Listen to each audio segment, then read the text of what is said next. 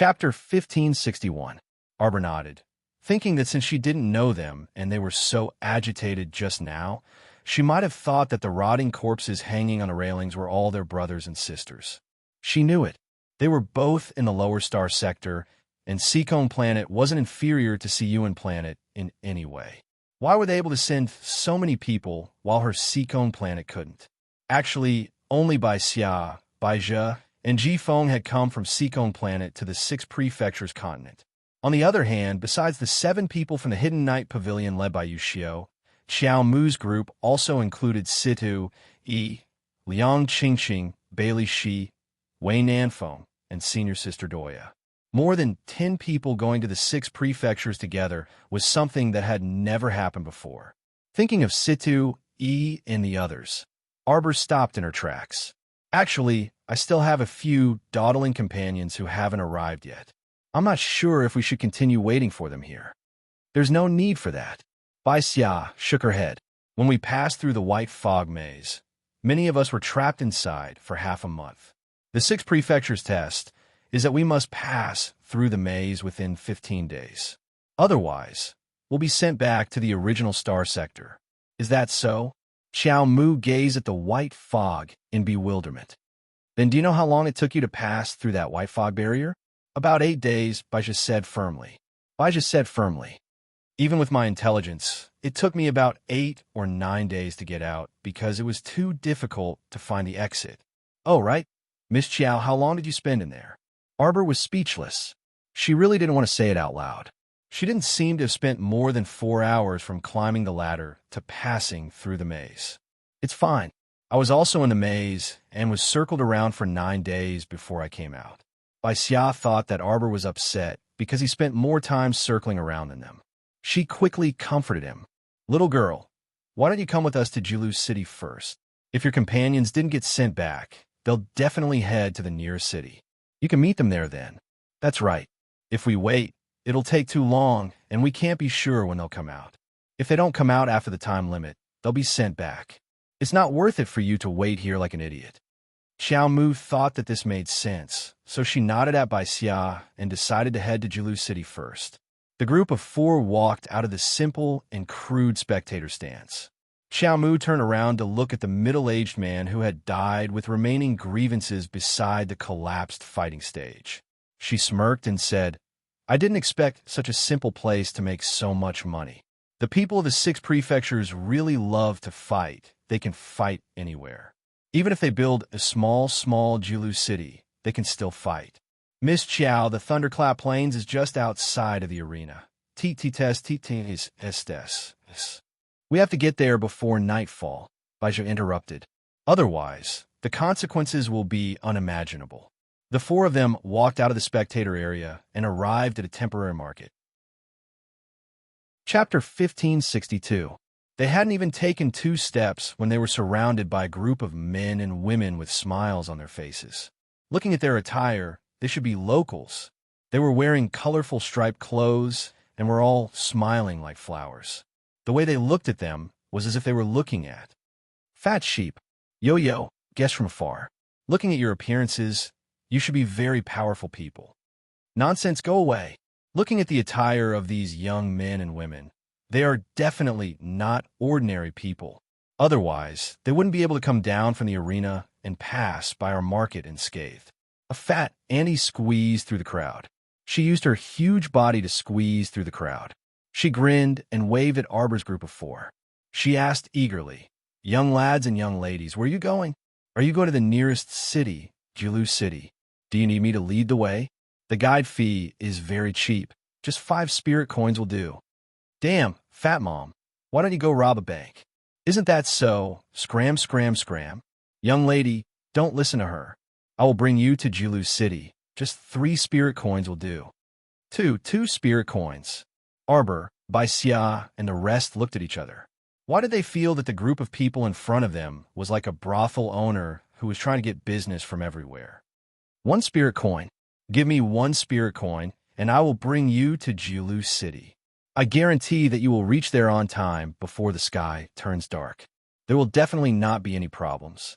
The person who spoke was only 10 years old. He had a dark and skinny body and a pair of eyes that were sly and lively. Meng Mai, you little fellow are going against your conscience to deceive people again. Don't listen to him, young lady. Meng Mai's a bad kid. He will definitely bring you to ride on the land whale. That's right, this child is really evil. He specializes in deceiving guests from the lower star domain. What land whale?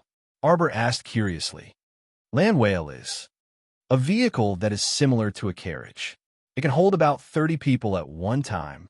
When passing through the thunderous plain, the land whale can effectively avoid the lightning and prevent people from being injured by it. That's great. It's fast and convenient. Isn't that great? Before Arbor could say anything, Bai Xia excitedly said, Then let's take this land whale to Jiulu City. Ha, from the looks of it, it must be your first time coming to Shuntian Prefecture. Andy, let me tell you, that land whale can't afford to sit on it. Every time he rode a land whale, he would have to pay 2 spirit coins per minute. It's not a matter of how many spirit coins you'll be given based on the distance you've traveled. Right. In other words, if you stay on a land whale for an hour, you'll have to pay 120 mid-grade spirit coins. So expensive. Bai Xia looked at the auntie in shock. That's right. With one hand, the middle-aged woman pulled the skinny, dark-skinned boy to the side. She quickly put her hands on her hips and said, It's still worth it to give me 3 spirit coins. I will bring you to take a shortcut and guarantee that you will reach the city gate before sunset. As she spoke, the middle-aged woman grinned and kept looking at Arbor and Bai Xia with a smile to show her sincerity. However, Arbor reached out and pulled the skinny, dark-skinned boy in front of him. Lead the way. Everyone was speechless. Don't wait for me. Wake up and make up for it tomorrow morning. Chapter 1563. To Tycoon Xiao, spending 120 spirit coins for an hour was nothing at all. As long as he could save some time, it didn't matter how much money he had to spend. That was why Arbor picked up the skinny black boy and led the way without hesitation. As long as they could settle down in Jiulu City earlier, money wasn't a big issue. Seeing Arbor pick up the boy and leave, the others were stunned. Then they shouted in excitement, Ah, I'll bring you to the land whale's landing port. I only want 1 spirit coin too. Yes. Heavens, esteemed miss, I can give you half price. So this was someone who didn't lack money. Then why did they have to worry about her?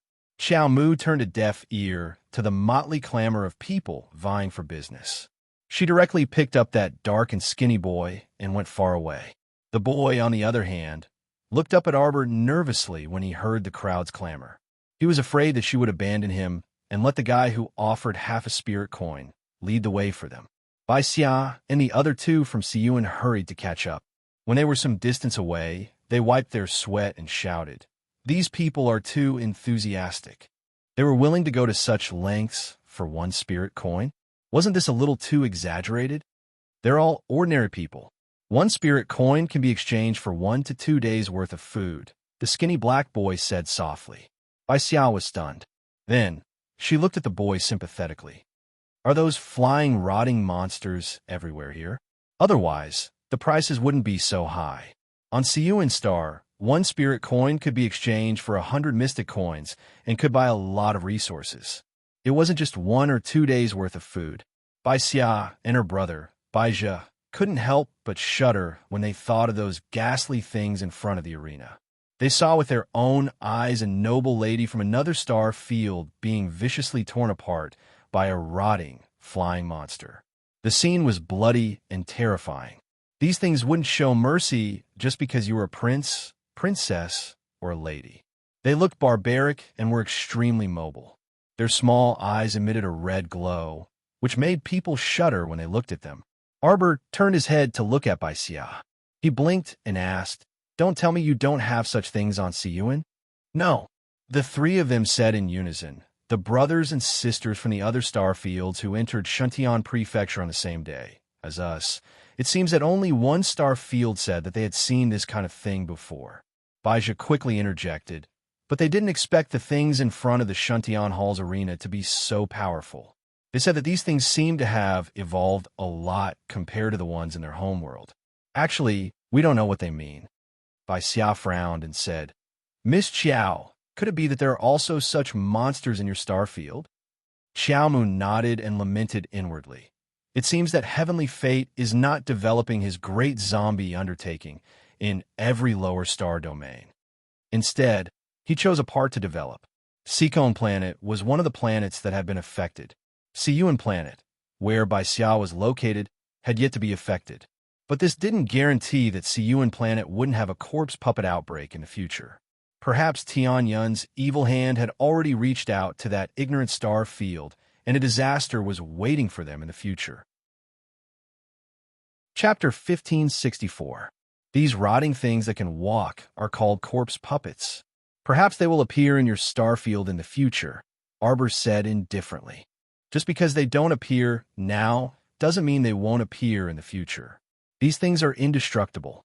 After leveling up, if the crystal cores in their heads aren't destroyed, they won't die. They won't die, and they won't stop attacking humans. You mean these rotting monsters will appear in our star field in the future? Bai Xia cried out in alarm. Bai Zhe and Ji Feng's expressions were also very unsightly. Then what should we do? Bai Zhe asked with a frown. If you have the means, you might as well send a message to your relatives in your star field. When the time comes, they can also prepare in advance, Arbor said softly. You don't know when Tianyun will make a move, and you don't know if they will let you go. The only thing you can do is to take precautions and minimize the losses as much as possible. Tianyun, are you saying that these rotting corpse puppets are not natural, but man-made? The two siblings cried out anxiously. Why would they do this? What benefits would they get from doing this? We don't know about this yet, but Tianyun created corpse puppets. This is no longer a secret on our Seacone planet. The upper echelons of most of the countries in our star field already know the name of Tianyun. It will probably spread in the future. But I think, Arbor said with a solemn expression, we shouldn't be able to get rid of them in the short term. After all, they hide very well. Sister, then we have to inform father and mother as soon as possible, Baija said hurriedly. Let them know what to do and make preparations early. These monsters are really powerful. If it was a normal person, they wouldn't be able to deal with them at all. I have a handwritten copy here that records the evolution and development process of corpse puppets and their characteristics in detail. It's the usual way to deal with them. Arbor said, if you need it, I can let you make a copy when you enter the city. That's great. Thank you very much, Miss Xiao, Bai Xia said gratefully. We and the newcomers from other star fields didn't know of the existence of these monsters. That's why we were caught unprepared the moment we arrived at the entrance of Shuntian Prefecture. Baija gritted his teeth. Now that I think about it, if we had known about this monster earlier, we might not have suffered so much. There's no point in thinking about it. Some things have already happened, and we can only face the future, Arbor said calmly. Little guy, where's the land whale you mentioned? How long will it take for it to arrive? My lords, the land whale landing entrance is not far ahead. Please follow me. The skinny, dark-skinned boy led the group out of the market. Not long after, the four of them saw a bustling scene. This place was built like a pier, and in front of it were four giant beasts the size of small hills. From afar, it really looked like a whale in the sea. What was interesting was that these giant beasts had 8 thick and fat short legs under their bodies. This was an eye-opener for everyone. Arbor raised his head and narrowed his eyes. The land whale at the front started moving. Its huge body slid across the ground, and its 8 short legs ran very fast. It's good that it's full. There aren't many seats left. If we miss today, we'll have to wait until tomorrow. I'll see you in the evening. Chapter 1565. Another land whale slowly propped up its 8 short legs and left the landing tunnel. Then, it quickly moved away and disappeared into the horizon in the blink of an eye. Arbor's group of 4 walked forward. An old man who was in charge of directing the land whale was huffing and glaring at a skinny young man who was blocking his way. Get out of here, stinky brat. You've annoyed me for an hour. I told you that you can't reduce the price. Why are you so long-winded? Big brother, please do me a favor. I don't have enough money for the journey. I have to rush back to the academy. Boo-hoo. If I can't make it back today, the students will all be starving. The students in the academy are probably starving to death. They haven't had anything to eat for 3 days. The skinny young man wiped the non-existent tears from the corners of his eyes pitifully and glanced at the old man from the corner of his eyes. Are you the purchasing master of the academy's cafeteria? Which academy are you from? The old man asked. I'm an instructor of the water spirit department from a top-tier academy outside Anka City. I'm not a purchasing master of the cafeteria. The skinny instructor looked at the old man awkwardly. The old man looked at him suspiciously as if he had never heard of the top-tier academy. If you want to go to Anka City, you'll need 2 hours and at least 200 spirit coins for the journey. This is the cheapest one. The skinny instructor of the water spirit department suddenly pounced on the old man and hugged his thigh. Big brother, I don't need a seat. Just give me a place to stand. I only have 5 spirit coins with me. Can you give me a ride? Get out. The old man punched the skinny young man almost immediately. Arbor. The strange thing was that the skinny instructor seemed to have heard of the so-called top-tier academy. Where had he heard of it before? Little friends, do you want to take a ride on our land whale? Let me tell you, our land whale is stable and fast, and it can avoid lightning effectively. Along the way, you can enjoy the beautiful scenery of the thunderous plain. There are only 10 seats left. If you miss it, you'll have to wait until tomorrow. Little friends, do you want to give it a try? Arbor took out a bulging money pouch and grabbed a handful of spirit coins from it. The old man's eyes suddenly lit up. He stretched out his hands to receive the coins, only to see that Arbor had counted 480 spirit coins for him one by one. Arbor then threw the rest of the coins back into the bag. The old man was speechless. He was so excited that he thought the rich girl in front of him would throw all the spirit coins at him. Miss Xiao, let us pay for the travel expenses, Bai Xia said with an embarrassed expression. The little girl had given them so many good things just now. They couldn't let her pay for the travel expenses anymore. Arbor waved his hand carelessly. It's fine. Then he turned around and waved at the little boy who was leading the way. He took out 50 spirit coins and gave them to him. Take it and go back. Meng Mai opened his small mouth in shock. He wanted to say something, but the young lady waved at him and said again, Go back. Meng Mai hurriedly bowed and said, Thank you, Mississippi. She left happily. Arbor kept the money pouch and turned to look at the old man. Where are you going? Ah, please come this way. The old man looked at the young lady with a complicated expression. She actually gave a child who was leading the way 50 spirit coins as a reward. After coming back to his senses, the old man smiled and made an inviting gesture. He led the 4 people to the landing area. Chapter 1566. On the back of this super large land whale, there was a circle made of special materials, and there were 30 chairs inside. Arbor's group of 4 went up the escalator beside the land whale and sat down in a row in 2s and 3s. They saw that the teacher from the top academy hugged the old man's thigh no matter what and kept begging, Please, big brother, give me a ride on the way.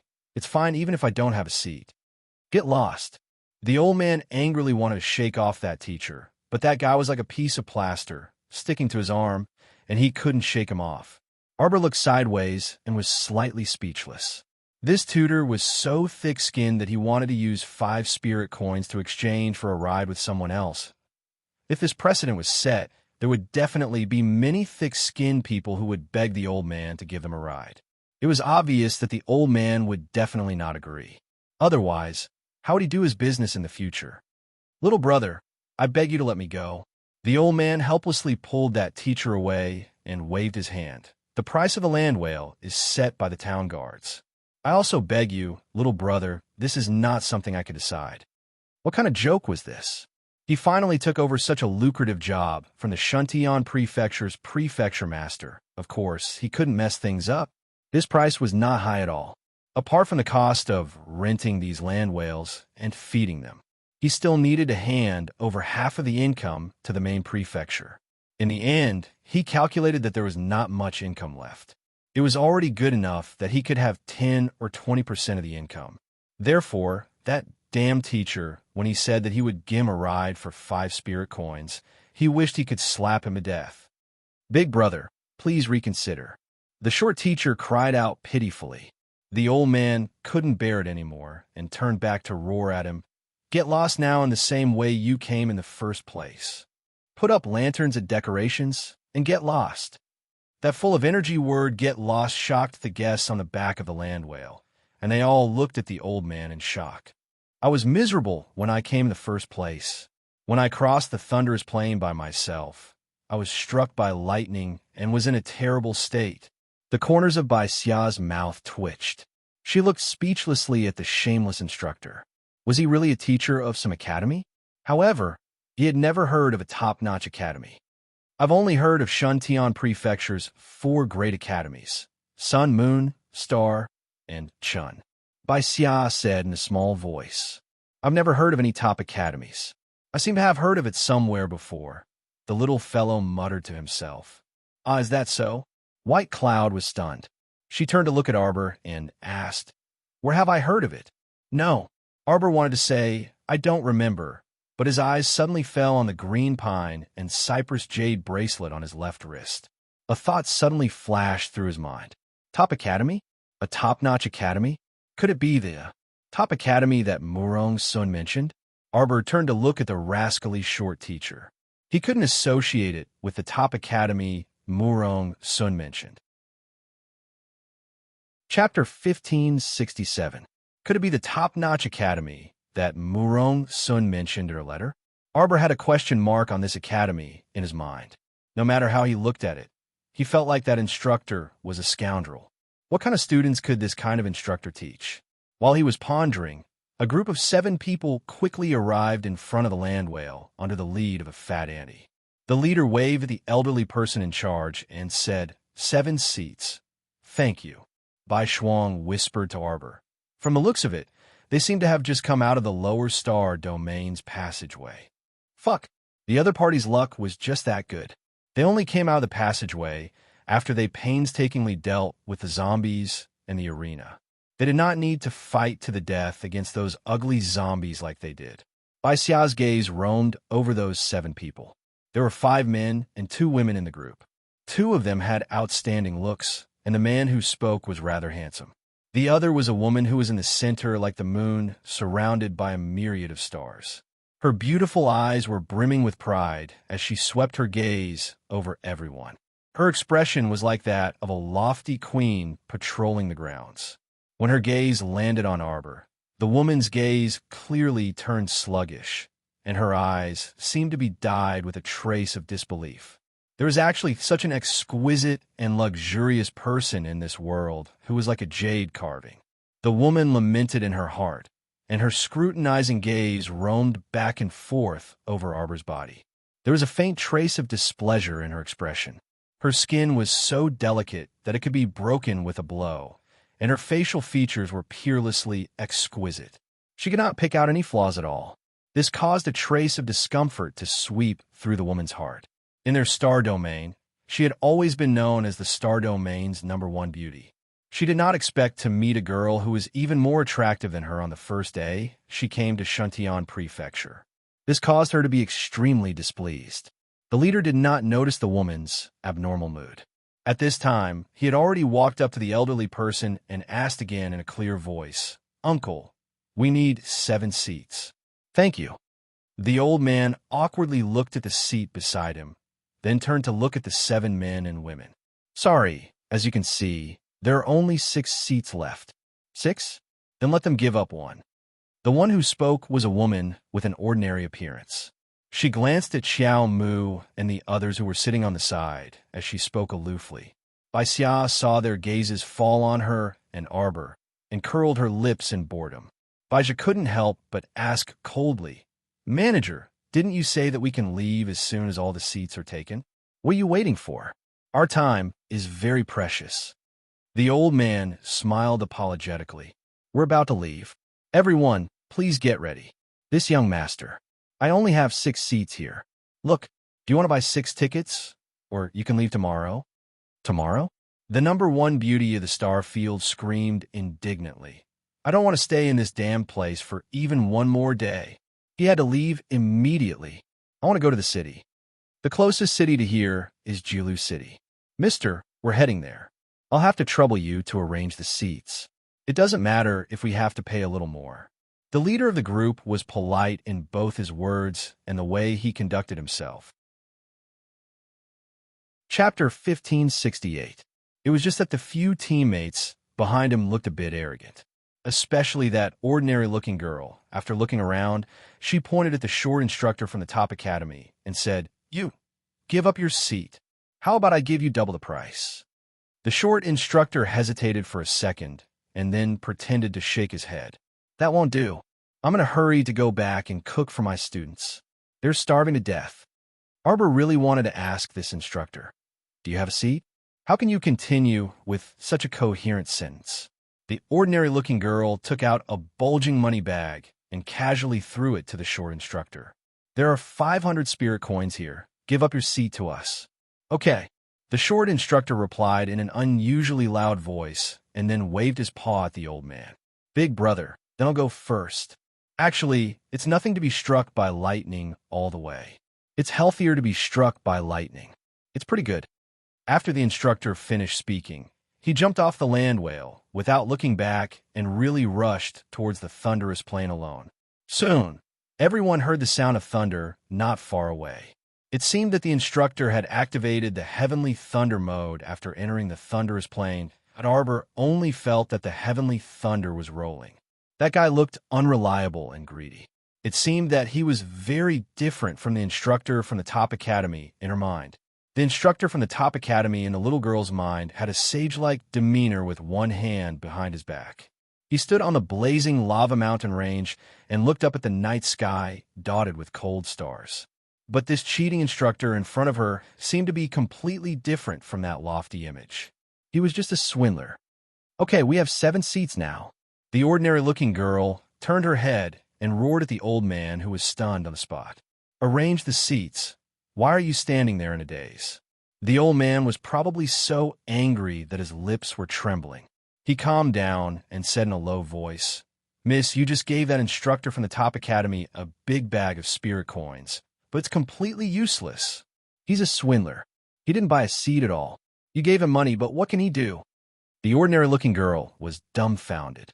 After a few seconds, she couldn't help but scold, "You damn old man, why didn't you say so earlier? You waited for him to leave before telling me this?" The old man also had an aggrieved expression. Just now, Miss moved extremely fast and threw a money bag to that person. "It's too late for me to stop you." The old man still felt extremely aggrieved. Was there anything more ridiculous than this? That instructor from the top academy. How could he openly reach out and take the money bag? It really made people speechless. "I don't care. You have a seat," the girl said unyieldingly. Tion. The captain frowned slightly. "You give up your seat." The woman's. Then, she pointed at Arbor and said, "You, give up your seat." Arbor's gaze sharpened.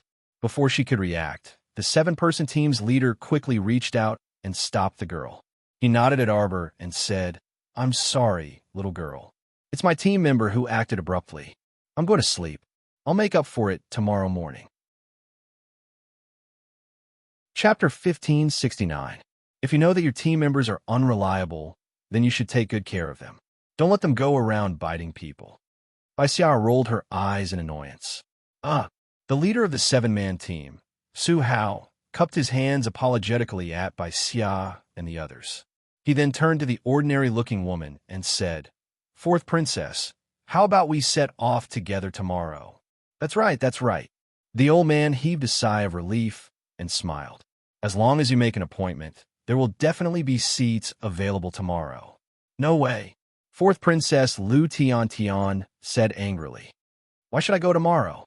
It's not like I can't afford it." Bai Xia curled her lips and mocked softly. "So you're a princess from some country. No wonder you're so extravagant and ostentatious." But she was the princess of Siyuan Star's Baizi country. In Shuntian Prefecture, there was no distinction between princess and prince. She was just a newcomer to Shuntian Prefecture. She still had to behave herself. What a joke. Princess Lu Tian was acting so arrogant and despotic even before she knew the situation, throwing money everywhere. If she met an expert with a bad temper, this Princess Lu Tian would suffer. Another beautiful woman frowned slightly and warned the princess in a soft voice. Lu Tian Tian, you just squandered 500 spirit coins. The spirit coins we have left won't be enough for you to squander for a month. It was quite difficult to gather so many spirit coins in the lower star fields. Only this princess was doted on by the great king. That was why she was given so much for travel expenses. However, all in all, she only had 20 to 30,000 spirit coins. If she used them sparingly, she would be able to last until she entered the academy. If she squandered like this, no amount of money would be enough for her. Chen Hanyu, how dare you? Fourth princess Lu Tian angrily rebuked and glared at the beautiful woman. What? You just left Hanyuan Star, and your true colors are already revealed? You don't even address me as your highness anymore? When Chen Hanyu was on Hanyuan Star, she was often bullied by fourth princess Lu Tian. She didn't expect that Lu Tian would dare to rebuke her in front of so many people in Shuntian Prefecture. She was immediately enraged. It could be said that Lu Tian did not have any good feelings towards beautiful women. Right now, her ordinary face was filled with anger, causing Chen Hanyu to be slightly startled. She was just about to bow her head and admit defeat. An iron arm suddenly stretched out in front of Chen Hanyu, revealing a protector's stance. The person who came was a young man with a square face. When he saw Chen Hanyu's lowered eyes and aggrieved expression, he glared at Lu Tian and said, "You better watch out, Lu Tian. Do you think this is still Hanyuan Star? Make sure that this is Shuntian Prefecture. Once we're here, we'll start from scratch. There's no such thing as a princess." Prince Consort, you. Lu Tian's eyes immediately turned red from anger. Bai Xia and the others were sitting at the side. Their eyelids twitched as they watched. It turned out that this square-faced young man was the prince consort of the fourth princess, Lu Tian. But why was the prince consort acting like he was protecting Chen Hanyu? The leader of the seven-man team, Su Hao, quickly stepped forward to smooth things over. All right, Su Bang, Chen Hanyu. We're all on the same team, so let's not quarrel. If there are no objections, we will go down first and leave the Thunderous Plain a day later. Chapter 1570. Chen Hanyu had a reluctant look on her face. Fourth Princess Lu Tian was even more furious. Seeing that this matter was going to continue, everyone could only wait for them here. In the seven-man team, a male member suddenly said, "Leader, why don't I stay here alone? You guys can go to the nearby city first."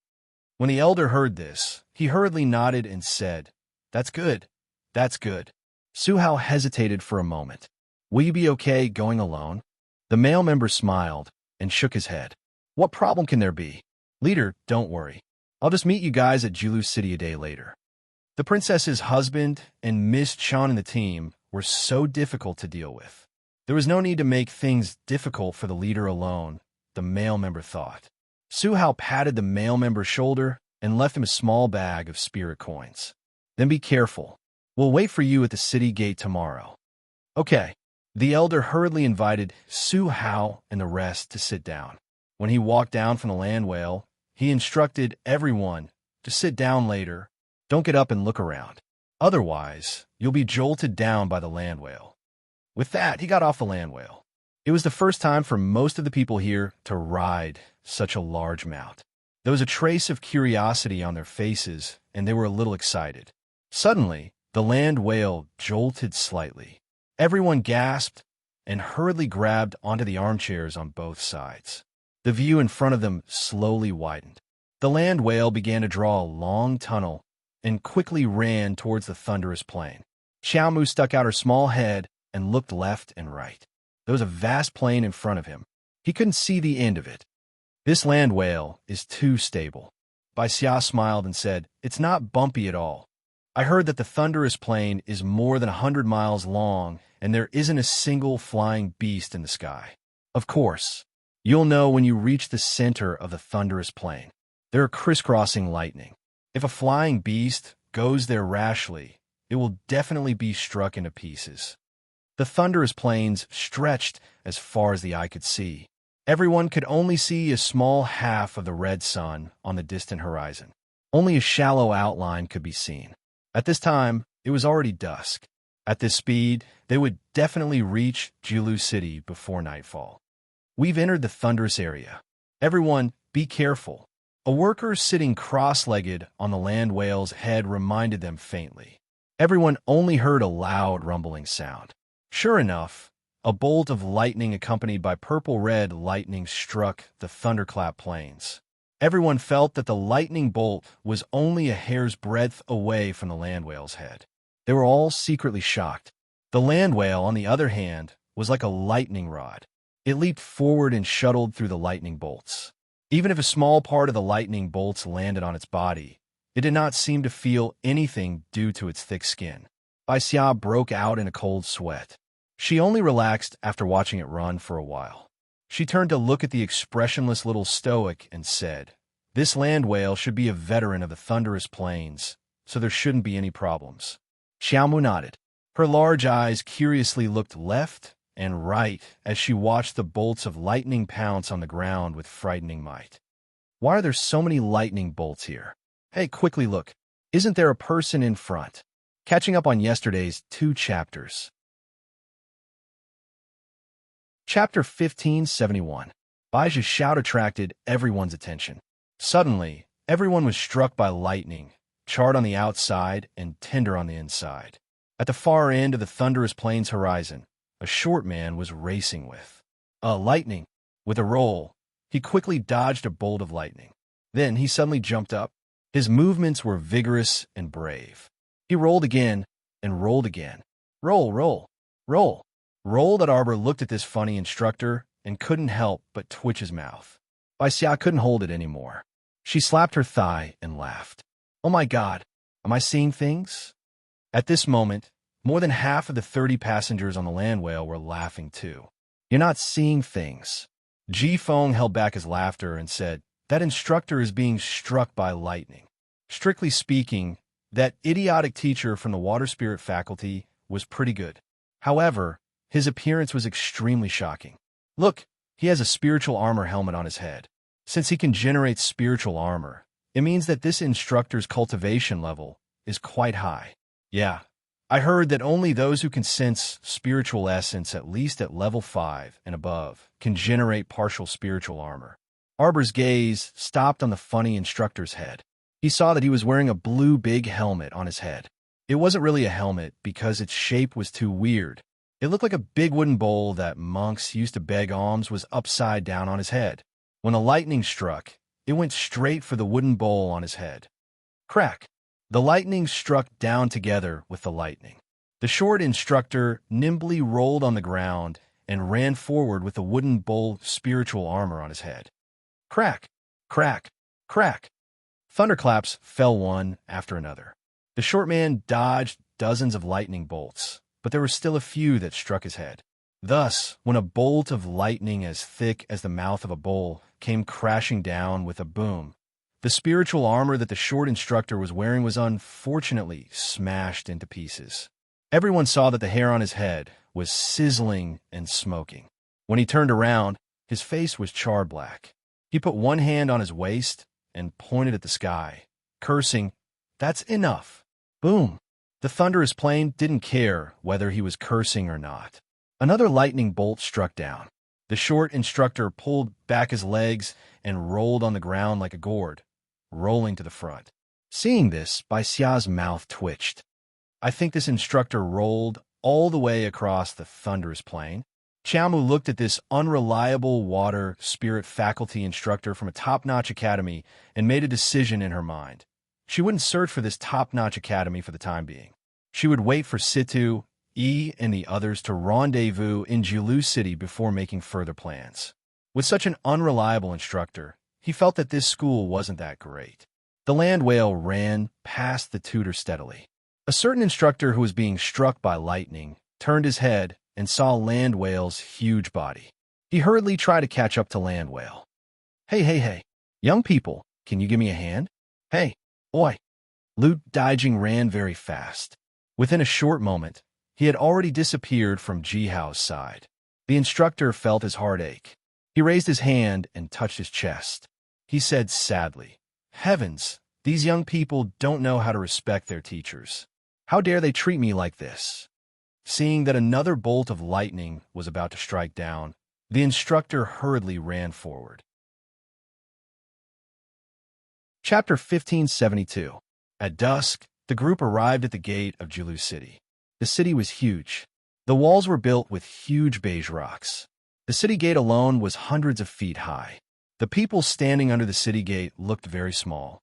When Arbor and Baisia arrived at the gate of Julu City, they happened to run into a traffic control. A group of people lined up outside the city gate. There were 2 rows of energetic guards with long spears in their hands. They looked like they were waiting for someone important to pass through. Baisia couldn't help but pull on a passerby and asked softly, "Sister, can I ask you something? What's everyone doing here? Why are you all stopped at the gate? Look at how tired you are. You must have come from afar to enter the city." The middle-aged woman that Baisia called sister smiled at Baisia. "Actually, it's not like this usually. But today, I heard that the beautiful fairy from the Palace of Cold Blood is visiting. City Lord Hua will welcome them personally, so we can't pass for now. Everything will be fine after the beautiful fairy and her group pass by." Li Ren, a girl's voice came from behind Baisia. It was a round-faced girl who was sitting on the same land whale as them. She was about the same age as Arbor. Her cheeks were round and chubby, and her body was a little round. At this moment, the little girl was biting her finger and drooling with a strange expression. Xiao Mu turned around to look at her. Based on her nature of understanding foodies, she immediately understood that this round-faced little girl was not talking about some beauty, but chestnut kernel. "Hey, make way, make way, make way." The short instructor, with his pitch-black face, squeezed his way through the crowd and finally managed to squeeze behind Xiao Mu and the others with great difficulty. Baija glanced at him and blocked him with his arm. "Why are you squeezing? Hey, young man, have a better attitude." The short man glared at Baija angrily and looked around the city gate. "Why did you stop all of them here? Why aren't you letting anyone in?" No one cared about him. On the other hand, the 4th princess, Lu Tiantian, who had given him 500 spirit coins to buy a seat, was furious. She glared at the instructor and shouted, "How dare you show up in front of me?" The short tutor turned around to look at her. His face was dark. "Hey, why wouldn't I dare to appear in front of you? Little girl, be more polite when you speak. You liar." Lu Tiantian was so angry that he wanted to rush over and beat him up. However, it was crowded at this moment. Her vigorous movement immediately affected many people around her. Some of the people who were squeezed so tightly that they couldn't breathe hurriedly shouted, "What are you doing? What are you doing? Don't push." The short mentor put his hands in front of him and made a defensive posture. When he saw that Lu Tiantian couldn't squeeze through, he immediately grinned and said, Come here if you have the guts." How audacious! How dare you be so rude to your teacher? If someone like you were to enter our top academy, you would definitely be chased out within 3 days. Who the hell wants to enter your stupid academy? Lu Tiantian was furious. Instead of entering your unknown academy, why don't you work hard and try to enter one of the 4 great academies of the Sun-Moon Star Union? Everyone was on Lu Tiantian's side. They nodded and looked at the short tutor with disdain. A bunch of frogs in a well. What do you know? Chapter 1573. Back then, when our top-notch academy rose to prominence, who knows where those 4 great academies of sun, moon, and stars that you speak of were? The short instructor harumphed. I'm telling you, don't be unconvinced. Our top-notch academy is extremely famous in the entire 6 prefectures continent. Not only Shuntian Prefecture, even the neighboring Ani Prefecture, Poland Prefecture, and so on all greatly admire our top-notch academy. Little children like you who just entered Shuntian Prefecture, I'll say this without boasting. It's best if you all come to our top-notch academy to study for half a year. Like those lousy academies of sun, moon, and stars, they only have a good reputation. In reality, they simply can't teach anything practical. They're all a bunch of gaudy sissies. What can they do? Everyone looked at each other in dismay. That's right. especially for little girls like you who are young and talented. You're the most suitable to come to our top-notch academy." The short instructor suddenly changed his target and pointed at Arbor and the round-faced foodie girl beside her. "Do you want to give it a try and enroll at our academy?" Our academy enrolls students at the end of July every year, and classes begin at the beginning of August. We have all 5 spiritual elements. No matter what you want to learn, there are outstanding instructors like me who will personally teach you one-on-one. Counting the time, there are only about 10 days left for you to prepare. How about it? Do you have the confidence to join our top-notch academy? The round-faced little girl dazedly glanced at the short instructor and shook her head. "Never thought about it." "Nah, how could you not think about it? It's already not bad for this little stoic-faced girl beside you. I can tell at a glance that she's a naturally intelligent person of few words. She's the most suitable to study at our academy." As he spoke, the short instructor pulled out a crumpled and tattered piece of paper from his pocket and stuffed it into the little stoic's hand without allowing her to object.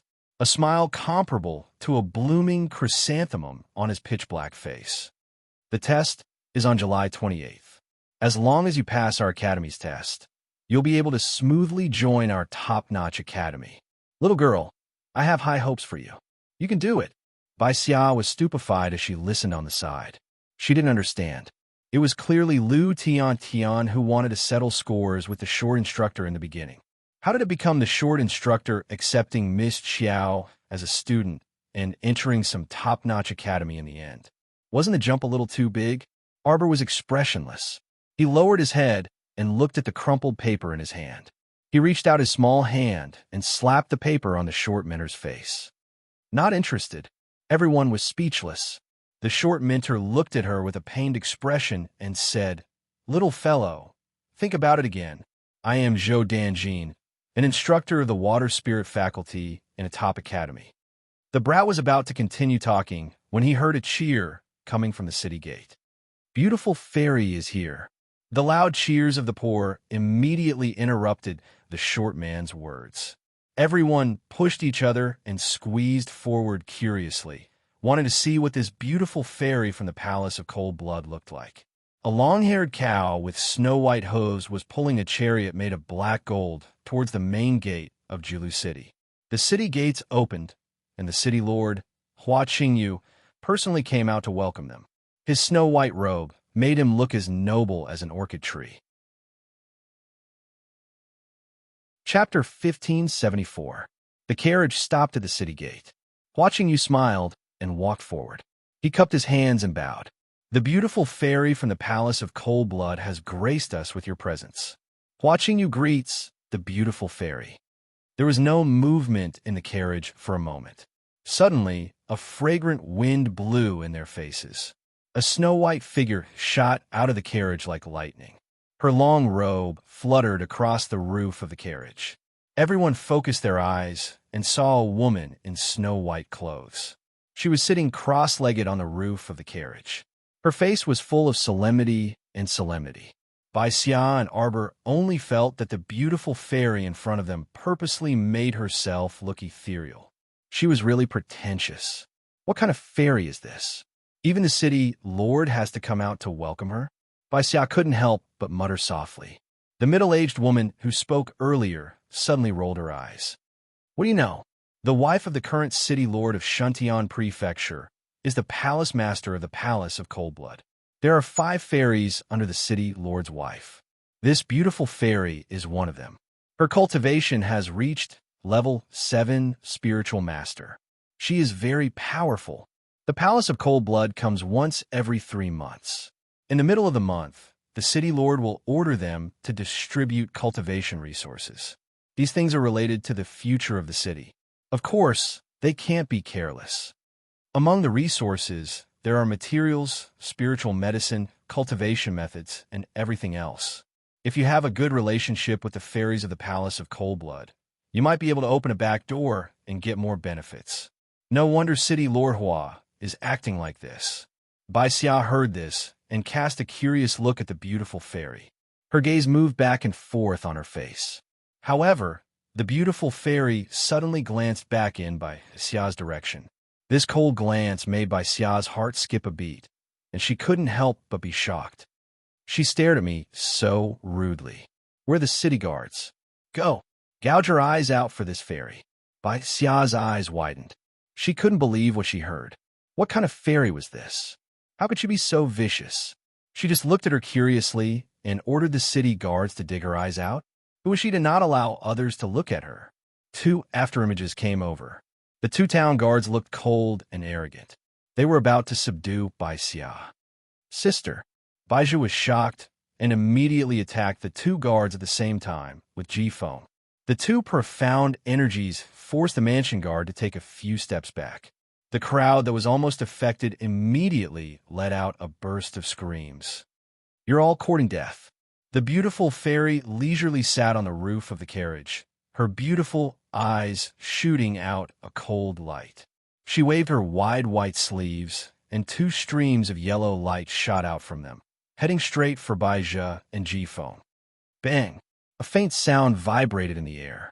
Just as the 2 immobilization talismans were about to attach themselves to Baizhu and G-Foam, Xiao Mu creased her brows and suddenly caught the 2 blue talismans between her fingers. In just a moment, the 2 blue talismans were crushed into powder in her hands and dissipated with the wind. Baizhu and G-Foam, who were not affected by the body-securing talisman, managed to land a palm strike on the 2 town mansion guards, knocking them back a few steps. The beautiful fairy's eyes immediately narrowed. A pair of cold eyes, emitting a cold light, stared at Arbor and said word by word, "You dare to destroy my body-securing talisman? Do you know what the death penalty is?" Chapter 1575. She threatened me. "Cut off her mouth," Arbor suddenly said coldly. A small white snake twisted its delicate body and abruptly leaped up from Xiao Mu's shoulder. In the blink of an eye, it transformed into a giant python and opened its mouth to bite at the beautiful fairy on top of the carriage's roof. The fairy was shocked. In order to avoid the sudden appearance of the giant snake, her body suddenly flipped backward and rolled down from the roof of the carriage. At this time, she couldn't care less about her image. She only felt that if she didn't avoid it quickly, the snake's huge mouth could tear her head off with a crack. Terrifying. Where did this giant python come from? Why did it suddenly appear at the city gate? The beautiful fairy didn't have time to think about it. After a crisp crack sound, a ferocious snake head suddenly forced its way through the carriage she was sitting in. The entire carriage seemed to be wrapped around the snake's body. The giant snake slithered out of the carriage. Its eyes were extremely fierce, and it once again spat out a mouthful of black mist at the beautiful fairy. "Young lady, please show mercy." Watching you, who was watching from the side, was shocked and hurriedly scolded her. Unexpectedly, it would have been better if he hadn't scolded her. As soon as he scolded her, the little fellow's fierce eyes looked at him. When the 2 of them looked at each other, watching you only felt his heart skip a beat. His whole body was stunned. This pair of ice bead-like eyes was really too cold. It made his whole body tremble involuntarily, as if he had fallen into an ice cellar. "Eat her." Arbor's expression was cold as he issued a ruthless order. The small white snake roared and twisted its head, biting toward the beautiful fairy's head. Crack! The 4 walls of the carriage were bitten into pieces by the small white snake. The broken wood shavings were like powder flying in the air. The few long-haired cows were already scared out of their wits. All of them crouched on the ground, not daring to move at all. The beautiful fairy reacted and continuously stretched out the defensive talismans. However, these defensive talismans were like tofu. Under the black mist of the great void netherworld snake, they were broken inch by inch. "Miss, please be merciful. That's enough." Watching you braced himself. He tapped the ground with the tip of his foot and suddenly flew towards the beautiful fairy. Arbor's eyes suddenly turned cold. In the blink of an eye, 5 blue talismans appeared in his hand. 5 fire talismans were thrown at Hua Qingyu at the same time. From the moment the talisman was activated to the moment the fire spirit exploded, the entire city gate was illuminated by a series of flames. Almost everyone was stunned. Boom! The fire spirit talisman blasted a hole in the city gate. Rubble fell from the sky, and Hua Qingyu's expression changed. Arbor frowned. Suddenly, he took out 5 fire talismans and threw them all down. Boom! Boom! Boom! Explosions filled the entire city gate. The overflowing power of the fire talisman pushed down the lawn in front of the door, revealing the bare soil inside. The onlookers all scowled miserably and retreated one after another, fearing that they would be implicated. Fortunately, the fire spirit talisman only attacked Hua Qingyu. In order to prevent Hua Qingyu from getting close to the beautiful fairy to help, Arbor threw out 10 fire spirit talismans. Seeing Hua Qingyu's expression change slightly, he still didn't give up and flew towards the beautiful fairy. Arbor's eyes sharpened.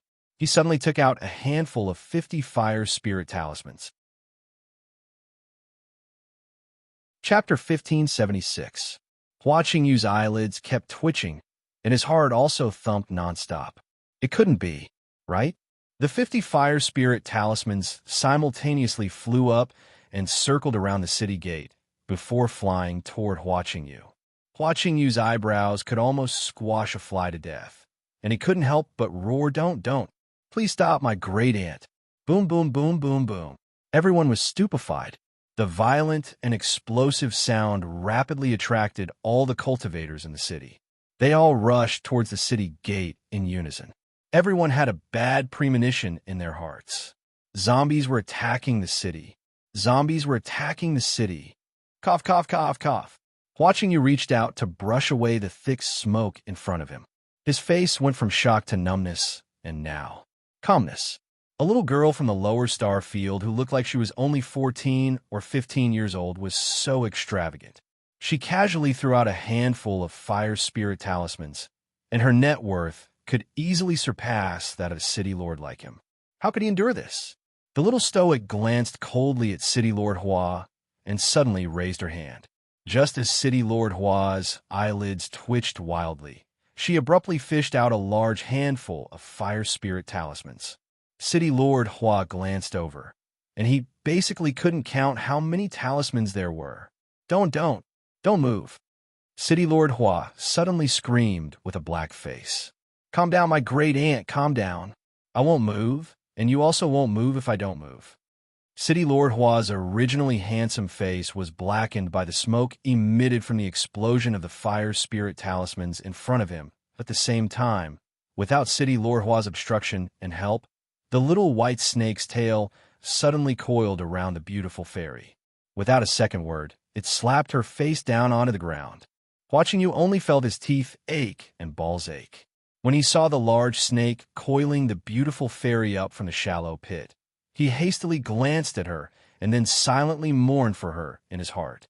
It was too tragic. Her face was practically flattened by the large snake's slap. Bleeding from the forehead, nose, and mouth was no longer a big deal. The most important thing was that the beautiful fairy's nose was probably crooked and the bridge of her nose was slanted to one side. His mouth was also completely broken, and there were many broken teeth in his mouth falling to the ground. Bai Xia, who was standing at the side, was also scared silly. She looked at the scene in front of her in a daze and secretly swallowed her saliva. Then she swallowed again. She stole a glance at Miss Qiao and pursed her lips. Then she shifted her gaze to the extremely miserable, beautiful fairy. The beautiful fairy, who had arrogantly wanted to dig out her eyes just a moment ago, was now like a dead fish on the verge of death. The short instructor, Zhou Danjin, suddenly slapped his thigh and shouted joyfully, Amazing! This student, may I know your name? Our top academy welcomes you with open arms. This mentor felt like he was from some evil cult, and he was trying to recruit people into his cult. I said I'm not interested, Arbor said coldly. It's fine. Even if you're not interested, you can still cultivate your interest, no matter if it's towards people, things, or the academy. If you're not interested in the beginning, it doesn't mean that you won't be interested in the future. Xiao Mu completely ignored this person's nonsensical rambling and directly turned to walk towards the city gate. At this moment, because of the fire talisman, the city gate was filled with burning bonfires. When walking, one had to be extra careful. Chapter 1577. However, these talisman fires were completely useless against her. Walking through the bonfire, Arbor strode forward and headed into the city with a cold expression. Just as the city guards were about to reach out to stop her, they heard Hua Qingyu shout from behind, "Let her go! Let her go! Let her go! Hey, make way, make way, make way!" Instructor Zhou Danjin chuckled and followed Arbor into the city. What a joke. If they didn't leave now, when would they? If they entered the city alone later, wouldn't they have to pay a spirit coin entrance fee? Sister, let's go quickly too. Baizha hastily tugged at Bai Xia, and the two siblings, along with Ji Feng, also hastily followed. Zhou Danjin stretched as soon as he entered the city, and his dark face was covered in a joyful smile. Wah! He really made a killing on this trip. Not only did he buy food at the small market outside the Thunderclap Plain that was nearly half the price of the food in Anka City, but he didn't even spend a single spirit coin on a round trip, earning 500 spirit coins for free. These 500 spirit coins were finally enough for the Academy to spend for a while. This was a windfall. If the vice president knew that he was so capable, he would definitely praise him greatly. Zhou Danjin grinned at the thought of this happy occasion. When he looked up, he saw that the little girl's figure was already far away. He hastily chased after her and stuck to the little stoic like a plaster, saying, "Hey, stoic-faced little miss, let's discuss something. I see that you're also new to Shuntian Prefecture. You definitely aren't familiar with this place. How about this? You can study at our top-notch academy for half a year. By then, you'll already be familiar with Shuntian Prefecture. Hey, little stoic, hey."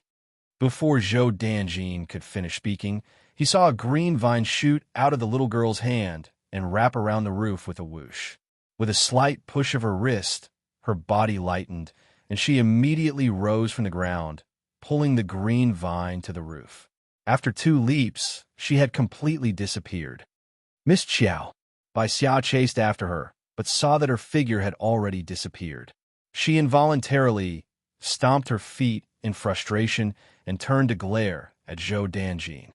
"It's all your fault. You scared her away. I originally planned to properly entertain Miss Qiao after entering the city. The little stoic's surname is Qiao." Zhou Danjin rubbed his black chin and rolled his eyes. "Aren't you guys on the same side? I can't be bothered with you." Bai Xia angrily rolled her eyes at him and called her brother and fiancé to leave.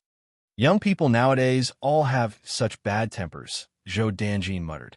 He carefully glanced in the direction the little stoic disappeared in and cracked a smile. "I have a feeling that we will meet again in the future." Currently, in the Longevity Palace of the Mo Kingdom on Seacombe Planet, Fenggu happily ran in with a potted jasper begonia in full bloom. "Empress Dowager, it's a joyous occasion. Look, this jasper begonia has come to life." The people from the Eastern Palace brought it over. They said that before the Crown Princess left, she told the gardener to take care of it for a few more days and send it to the Empress Dowager when the flowers are ready. Look, the Crown Prince Consort has people take care of it so well. She can even save the dying jasper begonia. The Crown Princess is truly resourceful. The Empress Dowager nodded with a smile and reached out to gently stroke the green leaves of the jasper begonia. She said with a gratified expression, "The little Crown Princess is telling Aijia that there is hope in life and that one cannot easily give up." Chapter 1578. She didn't know when senior brother Situ and the rest would arrive at Julu City. Xiao Mu sat inside a restaurant called Joy Pavilion and ordered a single meal, a bowl of egg noodles, a meat bun, and a bowl of egg floss and vegetable soup. Just this bit of food cost her 5 spirit coins. It's really expensive. However, she didn't feel the pinch of spending other people's money. She could just spend it. 300,000 spirit coins was enough for her to spend for a while. It was said that the expenses in this city were very high, and there was a monthly poll tax. It didn't mean that one could sit back and relax after paying 1 spirit coin to enter the city. At the beginning of the month, one would have to go to Babu Plaza and pay for the residence fee. Otherwise, if it was found that one's residence permit had expired, one could be punished to the point of bankruptcy or be expelled from the city, never to enter Julu City again.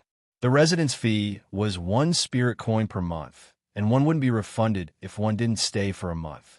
When Arbor came in, she didn't pay any spirit coins, so she naturally didn't have a residence permit or anything like that. However, she would only stay in the city for a few days, so there shouldn't be any problems. She just had to wait for senior brother Sidhu and the rest to arrive before discussing where to go. Ding ding. The wind chimes at the entrance of Joy Pavilion rang, and the crisp sound rippled in the wind. Xiao Mu had just picked up some noodles with her chopsticks, but before she could put it in her mouth, she saw someone jogging cheerfully to her side and patting her back with their small paws. "Hey, it's you." Xiao Mu turned her head to look and saw a small round face appear in front of her. She had a round face and round eyes. The little girl was about the same age as her, but her eyes were fixed on the noodles in her bowl. She smacked her lips subconsciously. Arbor's mouth twitched.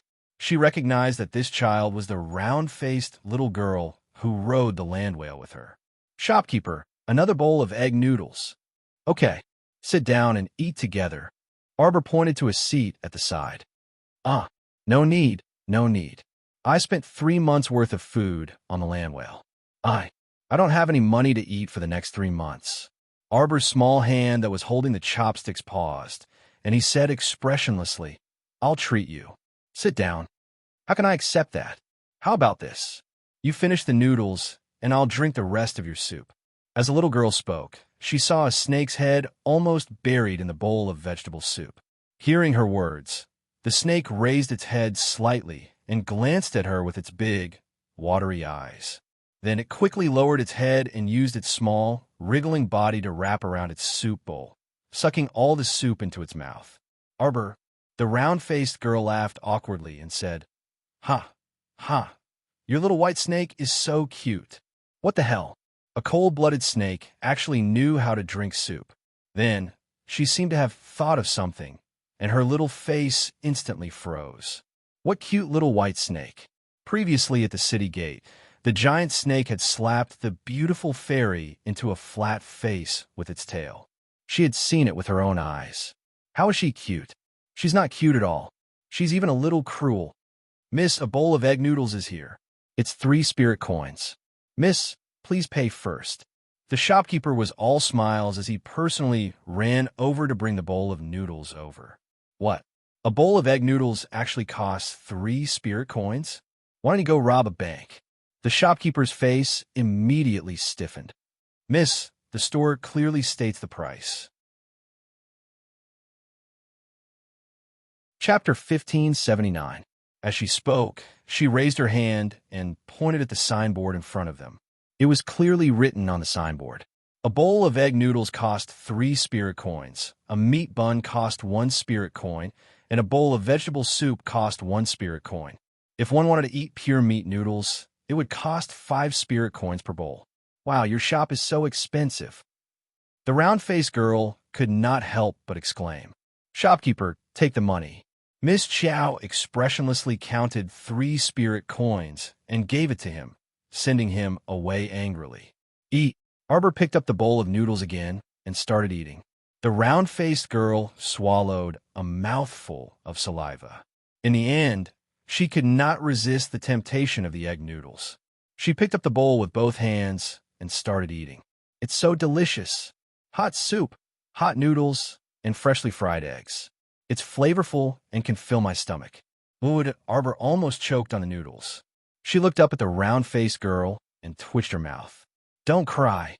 The round-faced girl looked at her with tears in her eyes. Good. Arbor." She felt like she was looking at Jolin. What was going on? Could it be that all foodies were the same? "Little big sister, I am Qi Xian. What about you?" Arbor. "Big sister Qiao, thank you for your hospitality." Qi Xian immediately entered her familiar mode. Out of a foodie's instinct, she ate the last piece of vegetable and finished the bowl of noodle soup. Arbor. No. She had to keep a straight face. Why did she feel like laughing? After eating, Qi Xian rubbed her round belly and let out a long sigh of satisfaction. "I'm finally full. Do you want some buns?" Arbor pointed at a meat bun at the side. "You're not eating?" Qi Xuan's eyes lit up.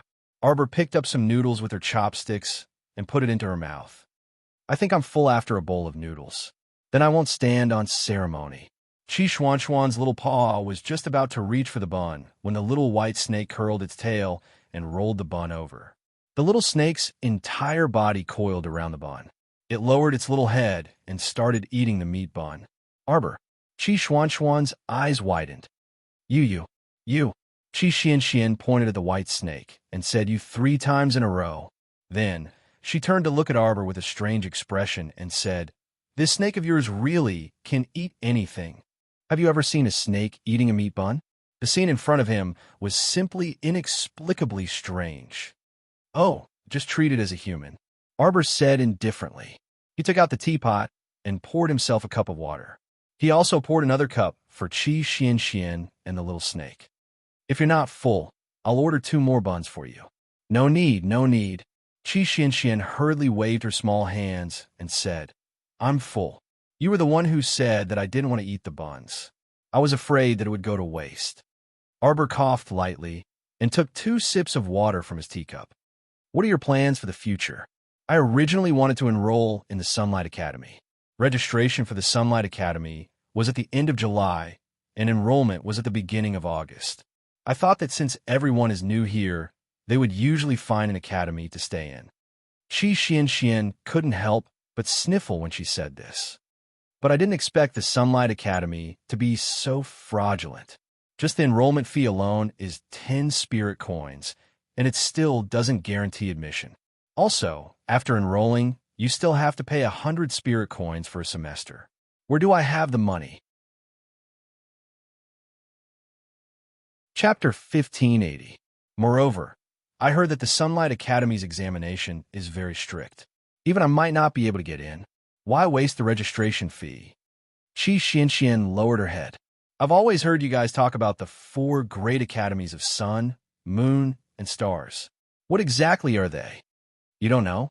Sun, moon, and stars are the 4 biggest academies in Shantian Prefecture. The number of students they recruit every year is extremely limited. Everyone fights to get in. I heard that they have their own style of teaching.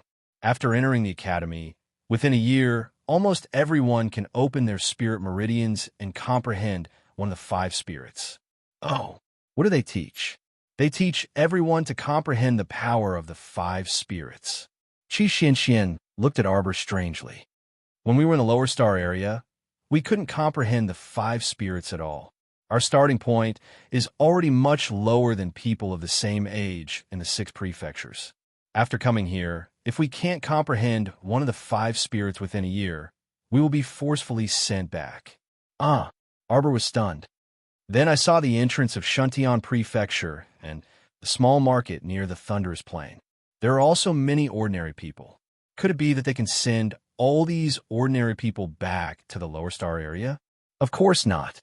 I'm talking about people like us who were summoned by the heavenly Tao and went through the stairway to heaven to come to Shantian Prefecture from the lower star area. If we were the natives of Shantian Prefecture, we wouldn't have such worries." "Isn't it very unfair?" Chi Xian puffed up her cheeks and said indignantly. "I also think it's very unfair, but this is the way of the world. Other people's starting point is higher than ours. Like Shantian Prefecture, some of them can open their spirit meridians at birth and absorb the spirit chi of heaven and earth by themselves. And in our lower star area, there's almost no spirit chi of heaven and earth. If you can find a spiritual land here, it will be of great help to your cultivation." "Oh," Arbor nodded. No wonder they wanted to go to the academy to study. It was to systematically learn how to open their spirit meridians and comprehend the power of the 5 spirits. However, none of this seemed to be important to her. "If I can open my spirit meridians within a year and comprehend one of the spirit essences, that would be great."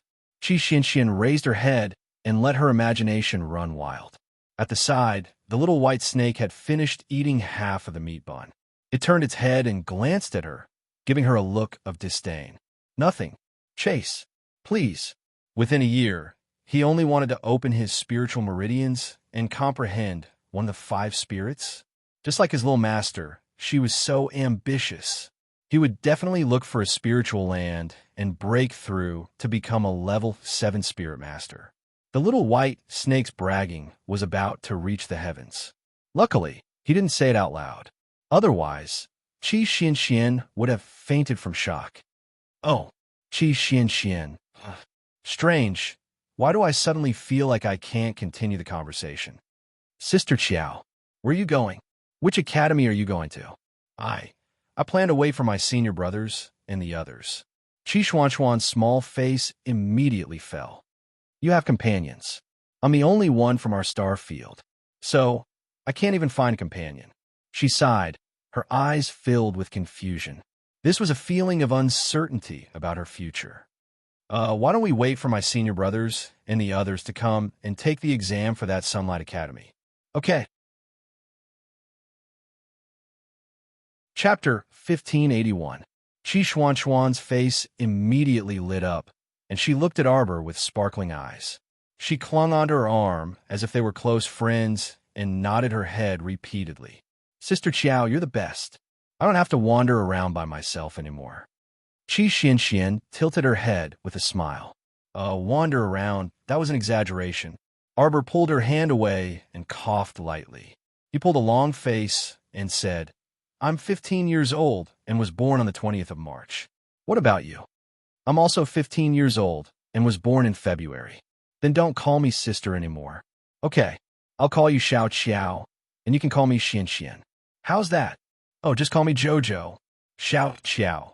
Xiao Qiao didn't sound very pleasing to the ears.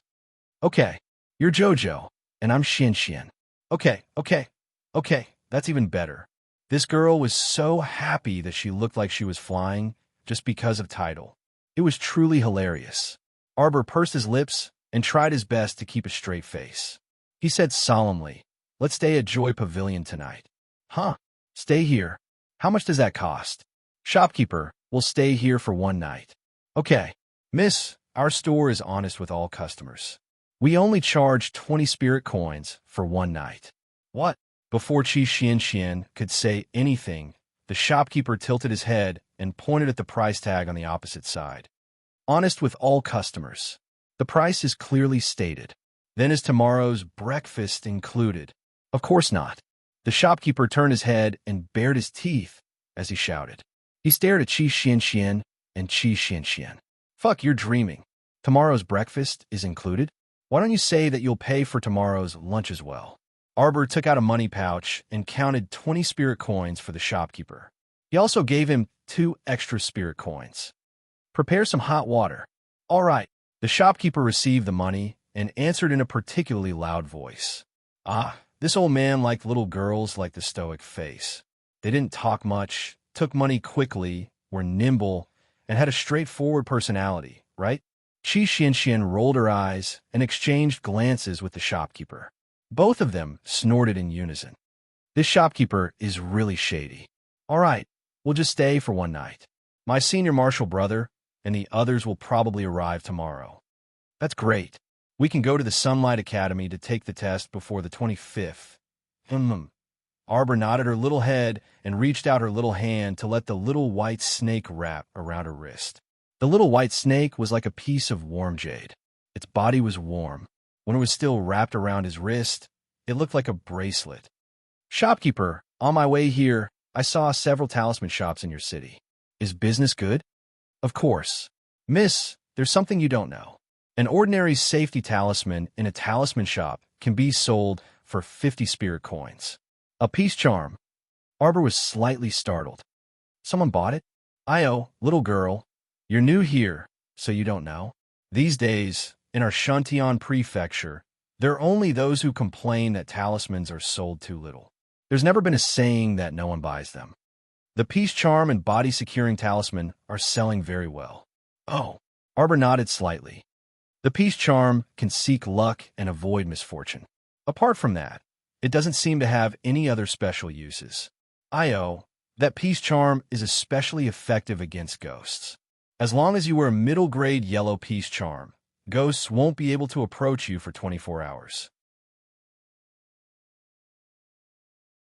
Chapter 1582. Ghost Spirits. Arbor was taken aback. Ghost spirits can be seen everywhere here. On their Seacone planet, things like ghost spirits seem to be rare. The little monk once said that ghost spirits were formed from a wisp of resentment between heaven and earth. They accumulated and didn't disperse, and, as ghost spirits, they possessed the power of evil. On Seacone Planet, other than that time when she returned to Quoto Village, and the little monk said that there were ghost spirits in the village, she had never seen ghost spirits before. Normally, didn't they all turn into zombies after turning into zombies? However, regardless of whether it was zombies or ghost spirits, our dear Xiao Mook didn't like them. They were dirty and definitely very ugly. That's right, that's right. A while ago, the eldest miss of landlord Lee's family in the eastern part of the city was possessed by the kind of ghost spirit you mentioned. Oh my, you don't know. That shopkeeper was like a chatterbox and couldn't stop once he started talking. Landlord Lee's eldest miss started combing her hair in front of the mirror in the middle of the night and even kept giggling. That freaking scene is what you call horrifying. Oh, Qi Xian, who is currently listening to the ghost story with her arms crossed in horror, suddenly laughed involuntarily. Turning around to look at the little stoic's cold and desolate face, Qi Xian couldn't help but chuckle. Shopkeeper, it's useless. Our Jojo won't be frightened by your ghost story. The shopkeeper pursed his lips disinterestedly. Who's telling you stories? I'm telling you the truth. Later on, Landlord Lee went to invite an extremely renowned talisman master in the city. The shopkeeper slapped his thigh and gushed. The master fought with that ghost spirit for 3 days and 2 nights. In the end, he bought an immobilization talisman and immobilized it. When the shopkeeper said this, his fingers suddenly aimed at Qi Xian. Qi Xian pursed her lips and slapped his finger away. Then he subdued the ghost spirit. Of course not. The shopkeeper shook his head and said, at that time, the situation was extremely perilous. That ghost spirit suddenly opened its bloody mouth and bit down at the talisman master. So it turns out that the talisman wasn't powerful enough and couldn't immobilize that powerful ghost spirit. That's an intermediate body securing talisman. It can't even stop a ghost spirit. All right. The two of them nodded repeatedly. Qi Xian urged from his side. Elder, can't you make it short? The shopkeeper slapped his thigh again. The simulated talisman master shouted angrily. That talisman master threw out another 2 body, securing talismans, and shouted, freeze for me. This time, it's finally stabilized. Arbor's mouth twitched. This shopkeeper was very neurotic, as if he had personally witnessed a fierce battle between a talisman master and a ghost spirit. Yet, he was still able to describe it in such a vivid manner.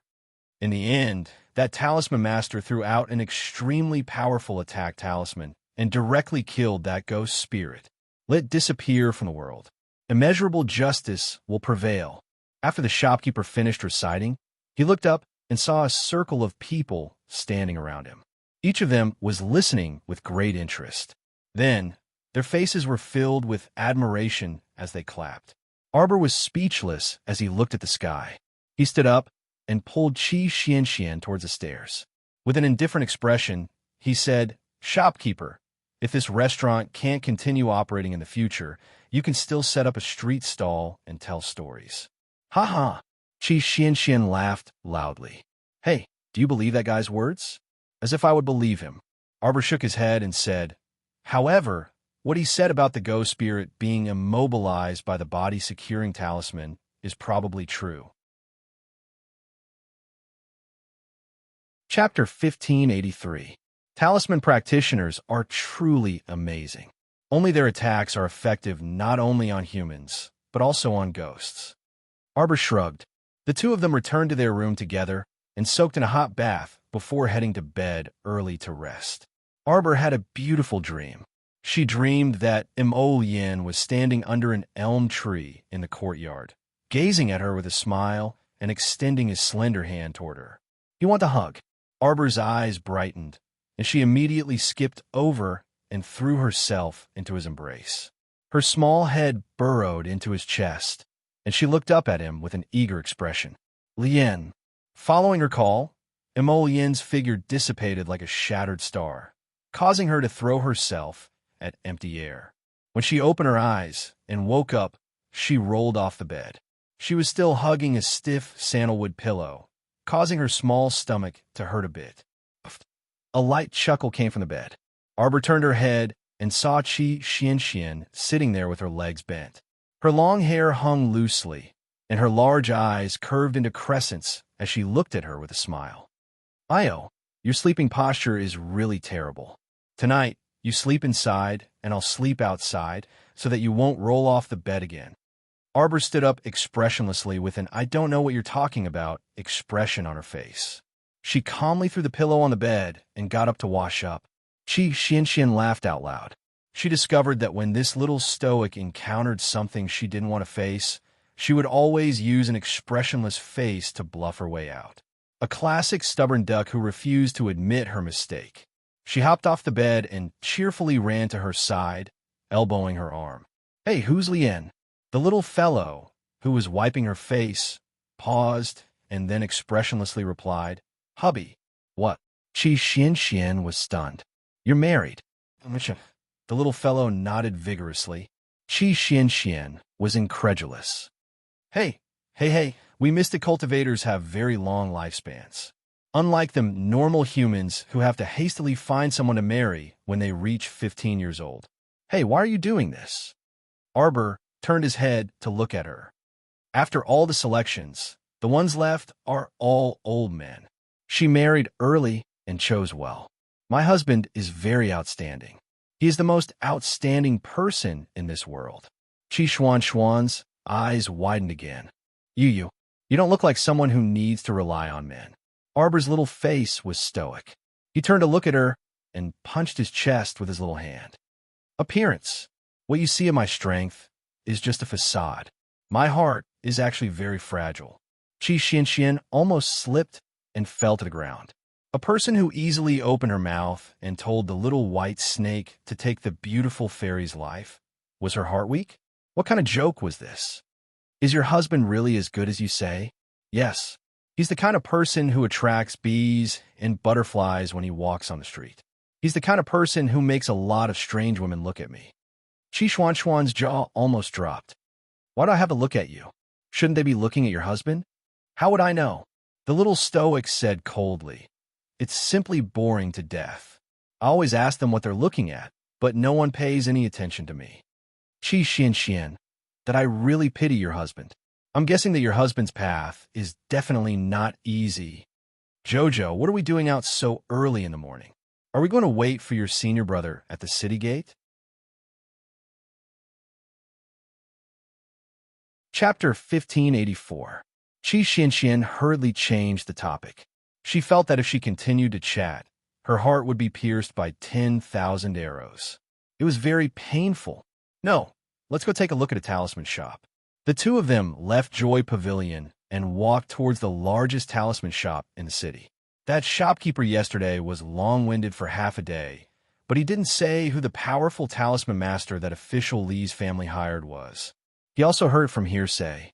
Arbor shook his head indifferently. He added some details and made it up again.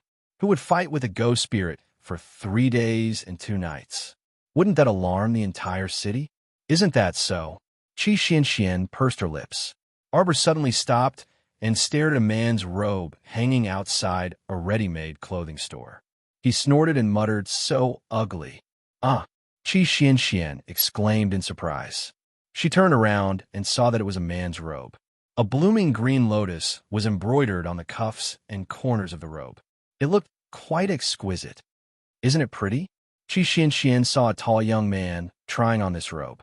Arbor pursed his lips and said, "It's so ugly. It's not even 1/10 as good as my embroidery." Huh? Qi Xianxian looked at Arbor strangely and said, "Jojo, you're even learning embroidery. Mystic cultivators like us only need to focus on cultivation. How do you have the spare time to learn embroidery? Why don't you embroider a pouch for me next time?" Qi Xianxian said with a grin. "No." Arbor shook his head. "I'll only embroider a lotus pouch for my lotus." Why did this sentence, "my little hands only embroider for my husband," sound so ear-piercing? Why did she suddenly feel like her heart was being pricked? Qi Xuan's heart ached, and she reached out to press her chest. Later on, She found out how beautiful JoJo's lotus embroidery was. She just couldn't understand where this little fellow got his confidence from. He actually said that the lotus embroidery of a ready-made clothing store wasn't even 1/10 as good as his. Just how arrogant was he? Only Prince Emo liked to wear the crooked Emo-Lien embroidered by JoJo, showing off everywhere. It was so funny, but he was good-looking. No matter how ugly his clothes were, he was still handsome. The third store next to the clothing store was the largest talisman store in Julu City. However, before they reached the entrance, a Taoist priest holding a peach with sword chased after them from the talisman shop and shouted, "Evildoer, where do you think you're going?" Ah, a shrill scream was heard, and a woman who was being chased by the Taoist priest fell to the ground with a plop. She crawled forward in terror and just happened to crawl to Qiao Mu's side, reaching out to grab her. Before he could even cry out, "Miss, save me," a merciless little foot stepped on the back of his hand.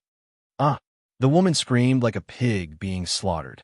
The Taoist priest chased after him, waving the peach with sword in his hand as he shouted anxiously, "The four directions command, demons and evils invade, talisman, vanquish evil." Slap! The yellow talisman was stuck on the back of the woman's head, and it fluttered in the wind. Arbor blinked, then blinked again. This talisman obviously didn't have any talisman power. It was a fake talisman. When she turned her head and saw the Taoist priest in front of her, her eyes widened, and she shouted with a face full of shock, "It's you." The Taoist priest cupped his hands and smiled at her. "Miss, don't panic. Ghost spirit has been subdued by me. In 3 days and 3 nights, she will be burned to ashes by the talisman fire." Chapter 1585. You don't recognize me? Arbor sized him up and said expressionlessly, "I haven't seen you for several years, but you've put on quite a bit of weight." The Taoist priest was baffled. After carefully sizing up Arbor, he shook his head and said, "This humble Taoist doesn't recognize you. Do you still remember Quoto Village's little fatty Joe? 4 directions command, demons and evils disperse. Evils quickly submit." Arbor extended 2 fingers and expressionlessly gestured in front of the Taoist priest, pretending that she was swinging her peachwood sword. The Taoist priest immediately widened his eyes in disbelief. You. The ghosts and monsters here are truly too fierce. Little friend, you'd better hurry and run. This humble Taoist won't earn those 100 taels of silver." Arbor was still expressionless. But the Taoist priest suddenly jumped up. "You're from Quoto Village." Arbor swept him a glance. "I didn't expect that you were a fake who pretended to be mysterious." The Taoist priest pounced over, wanting to cover Arbor's small mouth, but she dodged him. The Taoist priest smiled embarrassedly at her. Little friend, it's a joyous occasion for us to meet an old friend in a foreign land. How about this? This humble Taoist will treat you to a meal at a restaurant today. How about it?" Arbor couldn't help but find it funny. Then she thought about how this Taoist priest might have pretended to be mysterious in Quoto Village, but he had never harmed anyone in the end, so she dropped the matter. Arbor shook her head and said, "I won't disturb your business anymore." She glanced at a middle-aged couple walking out of the talisman shop from the corner of her eye. Then she walked around the Taoist priest and walked into the talisman shop. She came today specifically to find out about the prices of talismans in the 6 prefectures. Next time, if she didn't have enough spirit coins, she could also draw talismans to earn money. "Mrs. This way, please." When the shop assistant saw that Arbor's clothes were out of the ordinary, he hurriedly welcomed them with a smile and led them into the shop. "What kind of talismans do you want to buy?" Recently, this humble shop received a small batch of fire spirit talismans. The fire spirit is powerful and can protect you from danger. Are the 2 misses interested? "Oh, how much are you selling this fire talisman for?" Arbor asked curiously. This batch of medium-level fire talismans is priced at 1,000 spirit coins each. Wow, 1,000 spirit coins.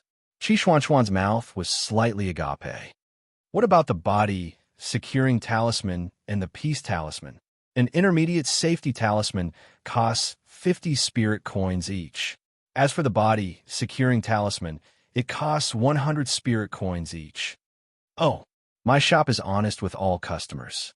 This is basically the current market price. If this batch of fire talismans were to be auctioned, the price would be even higher. Maybe it'll be around 1,100 or 1,200. Arbor nodded his small head. He turned his hand, and a high-level blue fire spirit talisman appeared in his palm. How much can this sell for? The shop assistant's eyes immediately widened. He took a step back and bowed respectfully. Could it be that this young lady is a talisman master? You're not here to buy talismans, but to sell them? Yes. Arbor replied, non-committally. Miss, please wait for a moment. I will immediately invite our talisman master over. After speaking, he hurriedly ran to invite the talisman master. When Xiao Mu turned her head, she saw Qi Xianxian glaring at her with round eyes. You're a talisman master? Yes, what's wrong? Heavens, what's with that calm expression of yours? Yesterday, they talked for so long about how powerful talisman masters were, but she wasn't moved at all. Chapter 1586. Today, in the blink of an eye, Qi Xianxian suddenly realized that the talisman master she worshipped so much was actually standing beside her. Why didn't you say so earlier? Qi Xianxian grumbled as she hit her. You really know how to keep secrets. I didn't keep a secret. Arbor glanced at her, then turned to look at a middle-aged man who was brought over by the shop assistant. That man had a square head and big ears, and had a benevolent appearance. When he saw Arbor and Qi Xianxian, he smiled and nodded at them. May I know which one of you is the talisman master? Qi Xianxian pointed at Arbor. Arbor handed over the blue fire spirit talisman in his hand. I want to know how much this fire spirit talisman can be sold for. After receiving the talisman that Xiao Mu handed over, the talisman appraiser master's eyes involuntarily brightened, and he looked up in excitement. This master, this talisman of yours, is an advanced level fire talisman. Moreover, it's a blue fire spirit talisman. The power of this high-grade blue fire spirit talisman is incomparable to that of a middle-grade fire spirit talisman. The talisman master was extremely excited. He held the talisman in his hand as if he had obtained a treasure. This small store is willing to purchase this blue talisman for 12,000 spirit coins. Would the master be willing to part with it? Arbor took out 9 talismans, including the one in the talisman master's hand, and said, part with all of them. The talisman master's jaw probably dropped, and he didn't make a sound for a long time. When Arbor and Qi Xianxian were respectfully escorted out of the talisman store, half an incense stick had already passed. My God, you talisman masters really earn a lot of money. This talisman master casually sold 10 fire spirit talismans that ordinary people couldn't even dream of earning in their entire lives. He actually easily obtained 120,000 spirit coins. Arbor received a spirit coin card. Only then did he know that Shuntian Prefecture could pay by card. It wasn't worthwhile to hold a bunch of spirit coins and count them one by one. However, drawing these fire spirit talismans must have consumed a lot of mental energy and mystic energy. Qi Xianxian said, You must have spent a lot of time to draw these 10 fire spirit talismans. Why did you sell them all? You're not short of money now. It's good to keep a few for yourself. You want it? Arbor took out 10 fire spirit talismans and gave them to her. You can play with them. Qi Xianxian. What to do? He felt that he had befriended a tycoon through and through. Why does this feel so unreal? A certain child was so agitated that his footsteps were light. He followed Arbor dizzily and floated along. Yeah, I think I just received a gift of 120,000 spirit coins. High-level blue talismans are no longer a challenge to me. I can draw about 2,000 high-grade blue talismans a night now, and they were all drawn with ebony. It was not that kind of talisman paper. She had already stopped using this talisman paper in battle. He still had a lot of talisman papers with him, and he had drawn a lot of them before. If he needed money in the future, he could use them to exchange for spirit coins. Arbor, who was walking in front, suddenly stopped. Qi Xianxian bumped into his back. She rubbed her nose and raised her head to look at the Pill Guild signboard. What's wrong? Do you want to buy pills? Then let's go in and take a look. There's a pill guild here too. Yes, from the upper 3 prefectures to the lower star domain, pill guilds and mystic cultivator guilds are everywhere. It's just that in the 6 prefectures, mystic cultivator guilds are called spirit cultivator guilds. Chapter 1587. Qi Xianxian told Arbor everything she knew. Oh, talisman shops, on the other hand, are less common. I heard that after the zombie outbreak, many people were injured. Even the price of elixirs increased. Nowadays, both elixirs and elixirs are extremely expensive. Ordinary people can't even afford to buy the blood-staunching elixir, not to mention the precious elixirs. Arbor stepped into the alchemy guild's door and saw a neat row of medicine cabinets. An old man was sitting behind the long cabinet, teaching a young apprentice how to identify herbs. When he saw Arbor and Qi Xianxian enter, he was stunned and quickly stood up with a smile. "Ladies, are you looking to buy some elixirs?" Arbor shook his head. "Selling." The old man was stunned. Qi Xianxian was also stunned. "Selling again?" Arbor took out a small jade bottle and threw it to the old man. 3 high-grade life extension elixirs. I wonder how much they can be sold for. High-grade life extension elixirs? The old man from the Dan Alliance was shocked. He hurriedly took out a small tweezer and a jade tray. He carefully poured out a pill and held it in front of him with the tweezer. He sniffed it twice, and his dim, old eyes suddenly became clear. He stood up excitedly and quickly put the elixir back into the jade bottle. He cupped his hands and said to Arbor, "Sorry for the disrespect. I didn't know that this young lady is already a high-grade alchemist." Arbor shook his head. "This elixir was made by my master. He asked me to come and sell it." The old man heaved a sigh of relief. Qi Xianxian also heaved a sigh of relief. No. Her heart almost stopped beating. This young lady in front of her was the same age as her. Not only was her cultivation level high, but if it was revealed that she was both a talisman master and an alchemist, how could she live happily? What was the point of being friends with such a monster? She was being attacked every day and wanted to kill herself. Fortunately, this high-grade elixir was made by her master. Yes. Her heart finally calmed down. Arbor blinked and looked at Qi Xianxian in confusion. He then turned to the old man and asked, "How much can it be sold for?" High-level life-prolonging pills, no matter in the past or in the future, will always be in high demand. Once they enter the market, however many there are, they will be snatched up. This life prolongation pill has purple veins, indicating that a high-grade pill. Its medicinal effects will definitely be superb. This old man is willing to pay 30,000 spirit coins each for the 3 life prolongation pills in little friend's hands. What do you think, little friend? 30,000 soul coins. 1. Qi Xianxian felt as if her heart had just gone through a long-distance run. At this moment, it was thumping nonstop. What about this spirit-returning liquid? Arbor threw 2 small bottles to the old man. The old man hurriedly opened it, and his hands trembled again. It's actually a purple high-grade spirit-returning liquid. Although the spirit-returning liquid is of the same grade as a medium-grade pill, it wins in that everyone needs it. Every spirit master will recognize the spirit-returning liquid and buy it. Wait, little friend, this spirit-returning liquid. Unexpectedly, can this old man have a taste? Go ahead. Arbor waved his hand casually.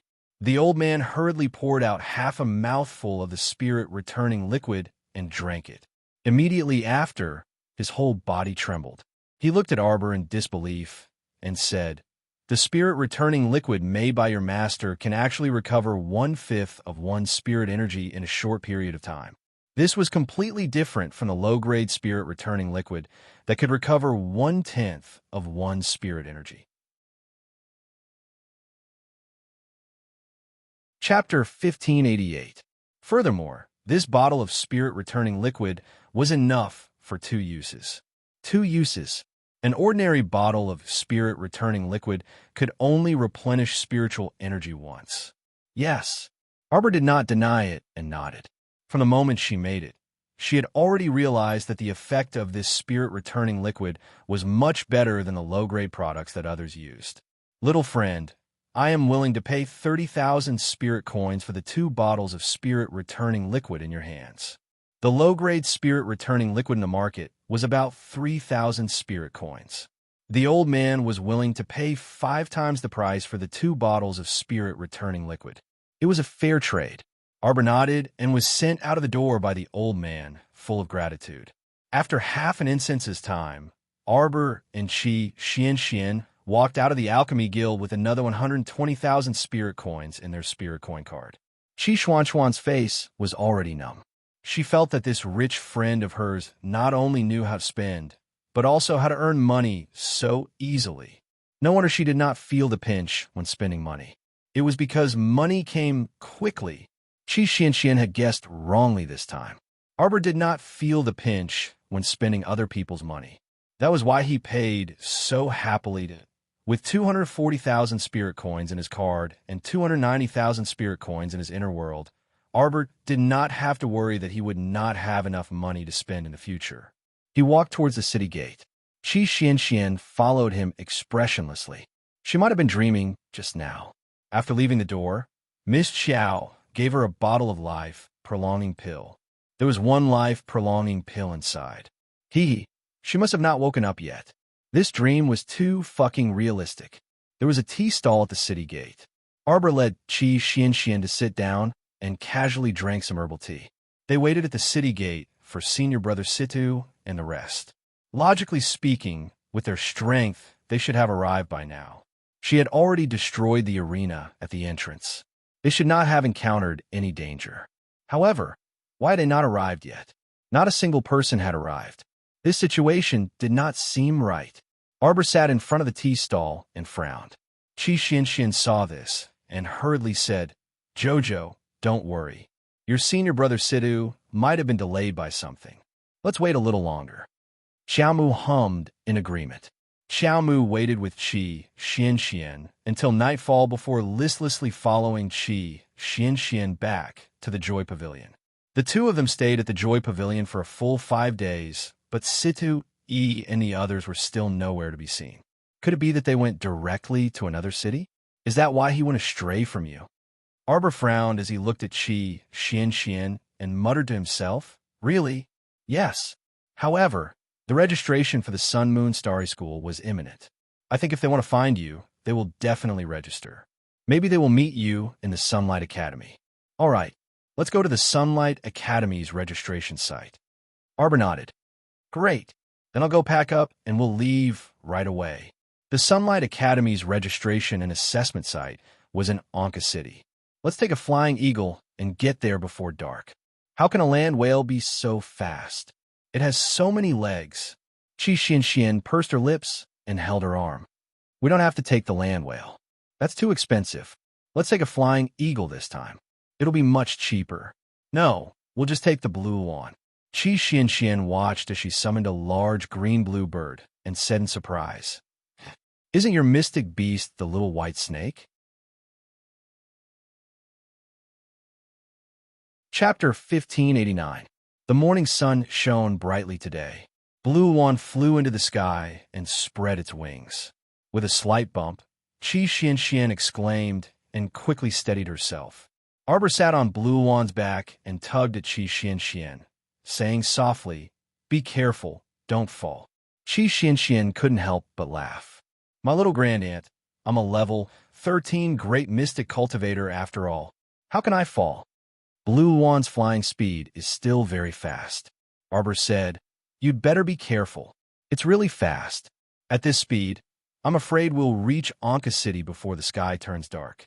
While speaking, Xian thought of something and turned to look at Arbor. She asked softly, "But speaking of which, do you know the way to Anka City?" "I've never been to Anka City.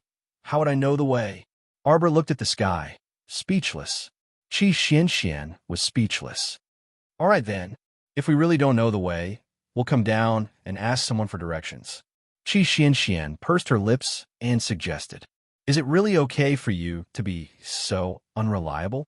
At first, she thought that the little fellow summoned Blue One because she knew the way. However, reality proved that this wasn't the case.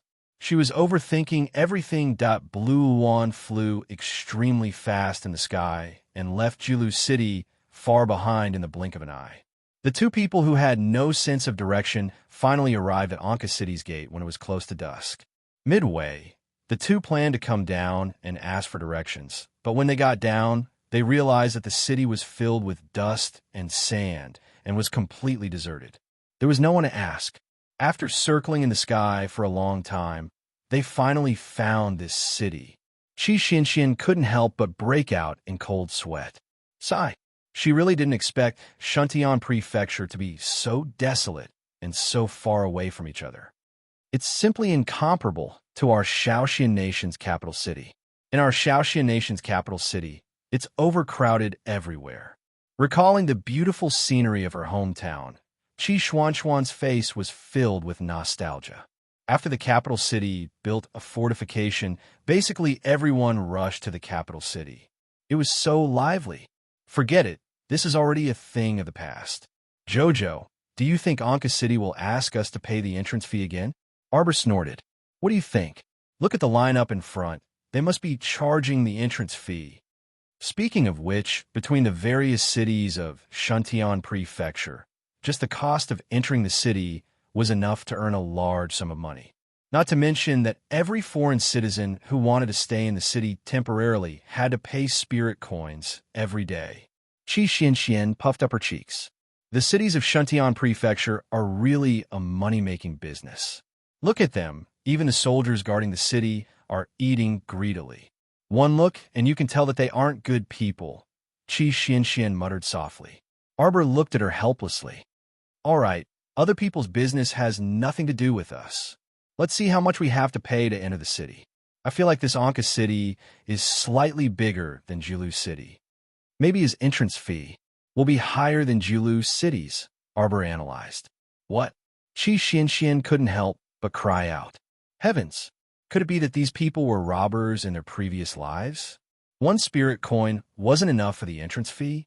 They actually wanted more. Arbor shook his head. The world today is like this. If you want to survive, you can only abide by the laws of this world. That's all. Chapter 1590. You can pass now. Next. The city guard bellowed and waved away an old man who was pushing a wheelbarrow like a fly. He urged him to enter the city quickly and not block the way. The old man's left leg was slightly lame, and he stumbled as he walked. His movements were slightly slow. The soldier urged him a few times, and his eyes were filled with impatience. After the old man entered the city, a middle-aged woman followed behind him and bowed to the city guard with a basket in her hand. I'm out of the city to do some small business. The woman smiled and said, I just left this morning. Can you waive my entrance fee? I just paid 2 spirit coins yesterday. You're really bold to make such an unreasonable request. The soldier's face darkened as he said angrily, If I waive your entrance fee today, what will the others think? When the city lord blames us, who can bear the responsibility? Can you bear the responsibility, or can I bear the responsibility? The soldier reprimanded sternly. The woman sobbed and said, But for small businesses like us, we have to go in and out of the city frequently, and we can't earn much in a day. If we have to pay 2 spirit coins every time we enter the city, won't we suffer a huge loss? I have a residence permit, and it hasn't expired yet. Sir Soldier, can't you make an exception? This is the rule. Do you want to break the rule? Do you believe that I won't arrest you immediately? The city guard shouted angrily with a dark face. Don't waste everyone's time. If you don't want to enter the city, hurry up and get lost. Those who want to enter, come in. Those who don't want to pay can get lost. This is the rules set by the city lord. Every time we enter the city, we have to pay 2 spirit coins as entrance fee. No one could be an exception. The woman cried miserably and helplessly. She could only take out 2 spirit coins and hand it to the soldier. Then, she bent her back and sighed pitifully as she moved into the city. Qi Xianxian pouted and said, Tisk, they're really unreasonable. You're right, Jojo. They really don't even spit out the bones. They're asking for 2 spirit coins. Damn it, this is twice the price of Julu City. Forget it. It's just a small amount of money. Don't waste your breath on them. Arbor said indifferently. He followed the group and soon arrived at the city gate. Arbor took out 4 spirit coins and threw them to the soldier. Then he glanced at him coldly. "Can we go in now?" "Us." A cold voice sounded out. For some reason, the city guard felt a slight shock in his heart. He hurriedly nodded and said, "Ladies, please." Originally, he only thought that the little girl in front of him was very beautiful. But after looking at her for a while, he felt a sharp pain in his head, so he didn't dare to look at her blindly. Wenka City was the largest city north of Shantian Prefecture. Its architectural style was similar to that of Jilu City. There were tall bunkers built with beige, colored stones everywhere. As soon as they entered the city, there was a wide official road. There were many small stalls on both sides of the road. Most of them were stalls selling small items. Every stall owner was trying their best to promote their products to the citizens who had just entered the city. There were very few people selling food. Occasionally, one would see someone selling fruits. Those were oranges or pears, but most of them had already turned black and rotted. It was obvious that they weren't fresh. How could this kind of thing possibly catch Xiao Mu's eye? Chapter 1591. Jojo, why don't we find an inn to stay at first? After we settle down, we'll go out for a stroll in the city. What do you think? Actually, the two didn't have any luggage. It was just that when they went out, they carried a small cloth bag with them to hide their identities. Apart from a set of old clothes and food, there was basically nothing else in the cloth bag. The two girls were meticulous and kept a low profile. In addition, Arbor's newly made aura-concealing talisman was already a yellow-level talisman, so it could completely conceal their cultivation aura. Once it was affixed, it could be maintained for a month, allowing the two to look like ordinary people when they walked outside. Other than Arbor's attractive appearance, no one would know that they were great mystic cultivators above level 13. Being outside was different from being at home, so they naturally had to be careful and take precautions in everything they did. Qi Xianxian said with a smile, "Sai, that Joy Pavilion's boss still has some conscience. When we left, he even gave us 10 meat buns for free. It's rare for him to be so magnanimous. If it weren't for these 10 meat buns, I would definitely tear down his Joy Pavilion before I left. One unscrupulous merchant, charging us so much for lodging. It's 20 spirit coins a day. Including food, it's 40 spirit coins a day. The most abominable thing is that this guy isn't willing to give us a discount. Asking him to reduce his food and lodging expenses is like asking for his life. It's simply unreasonable." Arbor's mouth twitched, and he helplessly glanced at her. Actually, this is only a small amount of money. The two of them stayed at Joy Pavilion for 6 days and only spent a little more than 200 spirit coins. It's not too expensive, right? Tycoon Xiao thought. Previously, he had spent 480 spirit coins on the land whale. Although it's a small amount of money, we can't let this unscrupulous merchant swindle us. Qi Xianxian puffed up her cheeks. "All right, I know you'll live a frugal life." Arbor nodded and said, "Then I'll leave the task of finding a good inn to you." Qi Xianxian smiled. "All right, just wait and see. I'll definitely find a cheap and comfortable inn." After all, he would probably have to stay in Anka City for a period of time before he entered the academy, so it was his top priority to make himself comfortable. The two of them walked through the bustling streets of Anka City and headed toward the inner city. The sounds of hawking on both sides of the street were mixed with all kinds of voices, creating a lively scene. Qi Xianxian skipped and skipped as she walked in front of the crowd. Sometimes, she would run to the front of the crowd to watch others juggle. Other times, she would join the fun to watch others do business. She had a smile on her face the entire time. Arbor observed her for a long time. She raised her small hand and touched her ice, cold little stoic face. She criticized inwardly. This is probably how girls of the same age behave normally. Shua! Suddenly, a large folding fan that was large enough to cover her entire face unfurled in front of her. The words on the fan read, "Romantic and elegant, tasting half a lifetime's worth of delicacies. Like a jade tree facing the wind, tasting the flowers of the world." Written in the middle were the words, "Beauty like jade." What a load of crap. Arbor looked up and saw a man in his late 20s with a large black mole at the corner of his mouth. His beady eyes were shining as he looked at Arbor, and the saliva at the corner of his mouth was about to drip down. Chapter 1592. Arbor looked at that person in disgust and walked to the side. Unexpectedly, the young man with the black mole also moved 2 steps to the side and continued to block her path. He smiled obsequiously and said, "Where are you going, little lady? Big brother will send you back." "Idiot!" Arbor shouted coldly, her stoic face expressionless. Idiot? Who is she talking about?" That man turned back to look at the 4 burly men accompanying him and simultaneously put on an expression that said, "Young master, I'm an idiot." The man nodded in satisfaction and turned to face Arbor with a chuckle. "Little lady, this young master is the son of the 3rd steward of Anka City's city lord residence. Let's get to know each other." Scram! Xiao Mu's concise and comprehensive words expressed her inner impatience.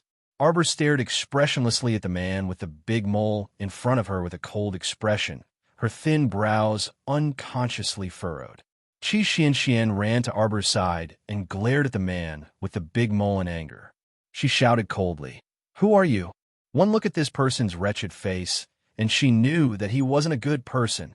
He actually dared to block her JoJo's path. Was he tired of living? The man with the big mole chuckled with an ugly face. Scram! At that moment, he could only see the little iceberg's stoic face. He hated that his mother didn't give birth to him with 2 more eyes. Of course, he didn't like the round-faced Qi Xianxian who only had a delicate and pretty face. Qi Xianxian was instantly enraged. "Hey, who are you telling Scram? Who are you?" "This young master is the son of the 3rd steward of Anka City's city lord residence. Who do you think I am?" The man with the big mole smiled smugly. "In the entire city lord residence, my father's authority is second only to the city lord, the senior steward, and the 2nd steward. My father only needs to say 1 word, and the 2 of you can immediately be chased out of the city. So, little lady, do you want to?" Before the man with the big mole could finish speaking, he suddenly realized that the little lady in front of him suddenly moved. A body-securing talisman landed on Big Mole's body. The man with the big mole suddenly felt that he couldn't move his body. He stood upright on the street and stared at the little girl in a daze. What was going on? Why couldn't it move? Just now, he saw the girl take out some kind of talisman and throw it at him, and then he couldn't move. If that was the case, then it must be this little girl's doing. The man with the big mole stared at Arbor in shock. When he opened his mouth, he realized that he couldn't make a sound. He couldn't help but panic. What's going on? How come even his voice was damaged? Could it be this little girl's doing again? Was this girl even human? Without saying a word, he pinned him down in the middle of the street, making the passers-by look at him like he was a monkey. Now, he was even poisoned into a mute. Oh my God, didn't he just find her cute and wanted to talk to her? Was there a need to make him so miserable the moment she made a move? The man with the big mole didn't know that the body-securing talisman and the poison powder were just appetizers. Arbor slowly took out a water spirit talisman from his inner world. He lightly flicked it in his hand and suddenly opened the talisman. With a flick of his finger, the water spirit talisman suddenly split open. The water spirit energy that filled the air suddenly wrapped around the man with the big mole 2 or 3 times, wrapping him into a cocoon. Everyone on the street stopped in their tracks in fright. They all looked dumbfoundedly at the man with the big mole. Chapter 1593. They all had some impression of this man. Wasn't he the son of the 3rd manager of the city lord's estate? He was the only son of the 3rd manager's family and usually caused a lot of trouble in Anka City. No one dared to provoke him because of his father's special authority. If they provoked him, his father would definitely jump out, and at that time, they would have to bear the consequences. Perhaps even their right to live in Anka City would be taken away. Hey, look, the 3rd manager's son seems to have kicked an iron plate. Everyone took pleasure in his misfortune, although they were only secretly communicating and making sarcastic remarks. Their eyes faintly revealed excitement. Great, someone could finally teach this wastrel a lesson for them. Go ahead and teach him a lesson. None of them would mind. The man with the big mole wanted to make a sound, but only a few monosyllabic words came out of his throat.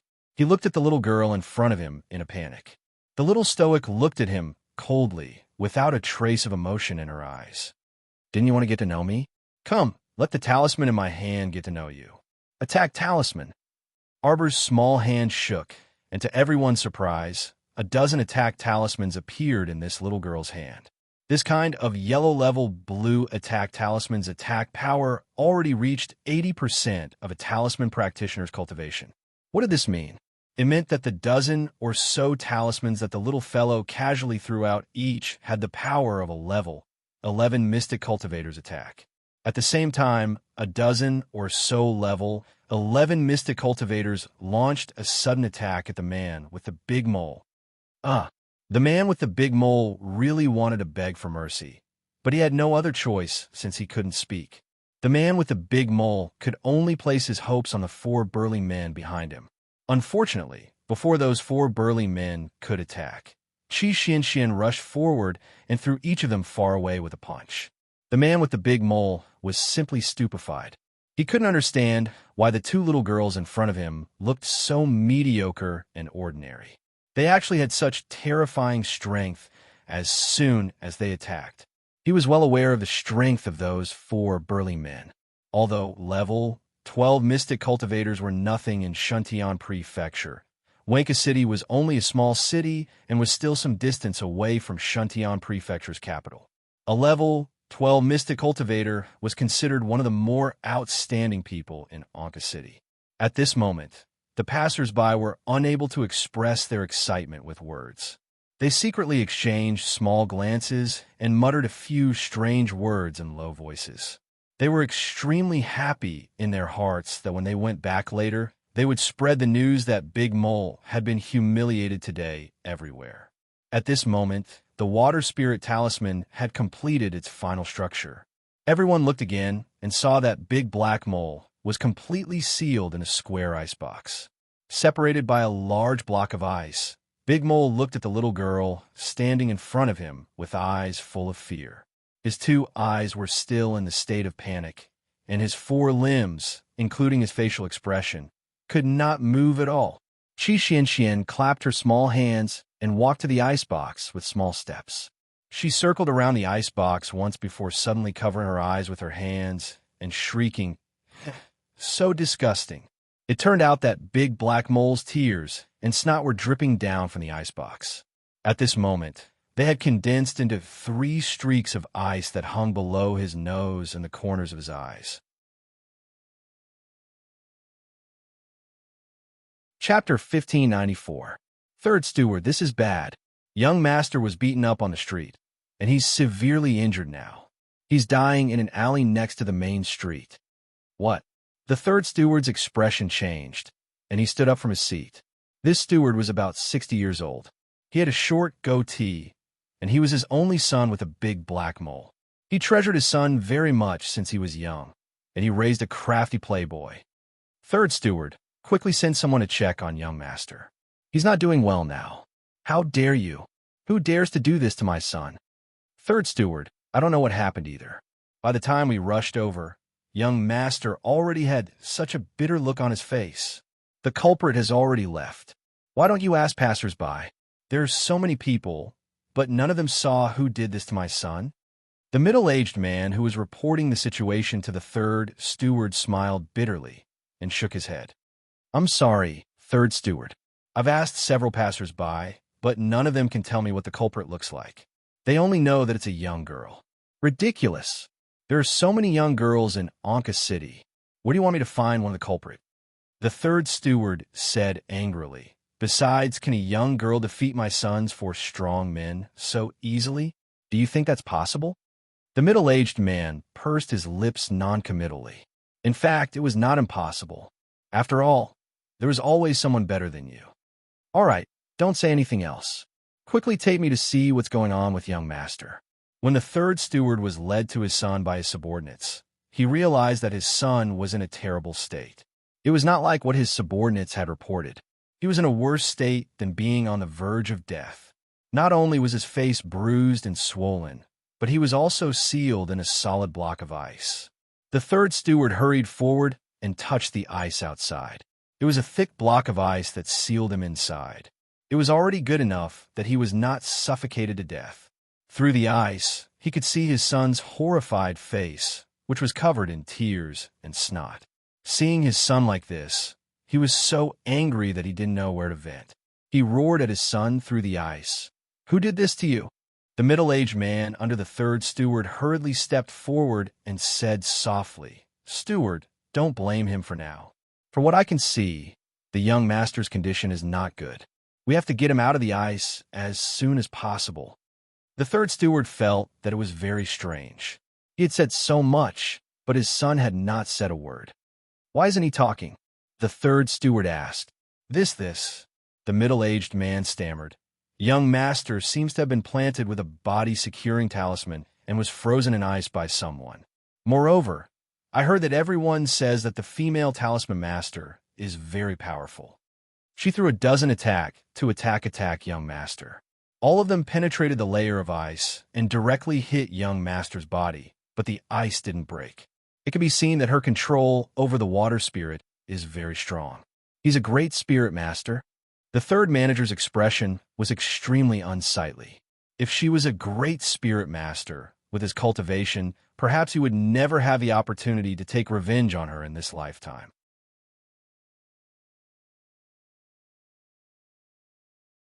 Chapter 1595. Find her. Dig 3 feet into the ground and find this female talisman master. "What should we do, young master?" "Send someone to invite Master Yin over immediately," the third steward said. The middle-aged man hurriedly left to carry out the order. Master Yin was the most famous talisman master in the city. He would definitely be able to remove the immobilization talisman on young master. Just as the third steward and his men were scrambling to find Master Yin for help, Arbor and Qi Xianxian had already found a quiet and comfortable inn and settled down. "Jojo, how long can that immobilization talisman immobilize Big Mole?" Qi Xianxian asked in confusion. "It can immobilize him for at least 2 hours. However, I added 10 immobilization talismans on that guy," Arbor said indifferently. As soon as he said that, Qi Xianxian opened her mouth slightly and burst into laughter. Big Mole was really unlucky. He could have provoked anyone, but he had to provoke Jojo. "According to my calculations, he'll probably be immobilized until tomorrow morning." Qi Xianxian couldn't help but laugh again. That loafer was going to be immobilized until tomorrow morning. This was too funny. It was a pity that she couldn't continue to observe Big Mole's pitiful expression. "Let's rest early. We've been busy the whole day." Most importantly, they had spent a long time looking for the way. The two of them had no sense of direction and almost couldn't find where Anka City was. Of course, they couldn't tell others about this. If they did, they would be laughing their heads off. "All right, we'll go shopping tomorrow. By then, it'll be the day of the entrance examination in 2 days. Let's go to the mission announcement area tomorrow. There might be an announcement about the examination." "MHM." Xiaomu nodded in response and then went to rest. The next day, the two of them slept until the sun was high up in the sky. After eating something, they left the inn and walked towards the center of the city. The mission announcement area is usually at the center of the city. "I wonder if Shuntian Prefecture will be different from ours," Qi Xianxian muttered. "Why don't we go and accept a mission or something? I'll accept a small mission and complete it as soon as possible. Then, I'll be able to earn some money. Rather than accepting a mission, I might as well sell a talisman. It's more valuable," Arbor said indifferently. Qi Xianxian was immediately dealt a blow. "Heavens, you're such a tycoon. Can you shut up and stop talking? Hey, there's a talisman shop here. Do you want to go in and take a look?" Well, there's no need. He didn't want to sell talismans now anyway. Just as the two of them were about to pass by the talisman shop, a man and a woman walked out of the door and met each other. The man was about 20 years old and had delicate features. The woman was about 17 or 18 years old. She was wearing a peacock blue dress and a necklace around her neck. She looked a little arrogant. The two of them looked to be about the same age. When the woman walked out with the man's arm, she glanced at Arbor and Qi Xianxian from the corner of her eyes. When they met, the man nodded politely at Xiao Mu and her companion.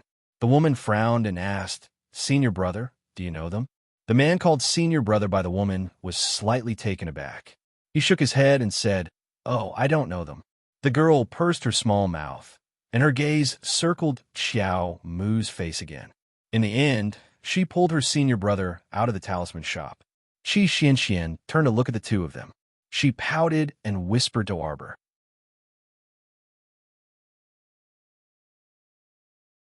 Chapter 1596. Although the two of them look similar in age, they don't look compatible at all. The man looks gentle and refined with a good temper. The woman, on the other hand, is irritable and arrogant. Who knows who she's trying to impress? Arbor sneered and turned to look at Qi Xianxian. "We don't know each other anyway, so why bother?" Qi Xianxian nodded. The two of them walked around the city center and saw the announcement. 2 days later, the Sunlight Academy will conduct the first round of student selection in Anka City. If you're interested, you can go to the registration area in the city center to register and take the test. Seeing how detailed it was, Qi Xianxian silently read the announcement twice to memorize it. "All right, I've memorized it." She reached out to grab Arbor, and the two of them walked back. "If there's nothing else, why don't we go into closed-door cultivation for the next 2 days? Anyway, there's nothing much to see in Anka City all day long. It's probably just a little bigger than Jilu City." "That's good too." Xiao Mu nodded in agreement. However, the two of them didn't know that their closed-door cultivation for the past 2 days had made the people outside very anxious. The third steward's son had been sealed in that ice block for 20 hours. The third steward had invited many capable people and finally managed to melt his son out of the ice block. It was truly a Herculean effort. After finally getting his son out, the third steward realized that his son still couldn't speak, as if he had been poison mute. Now, he didn't dare to throw a tantrum and hurriedly sent people to search for that female talisman master. He didn't hesitate to spend a huge sum of money to send everyone in the city to find Arbor, just so that Arbor could cure his son's poison. However, Arbor was completely unaware of all this.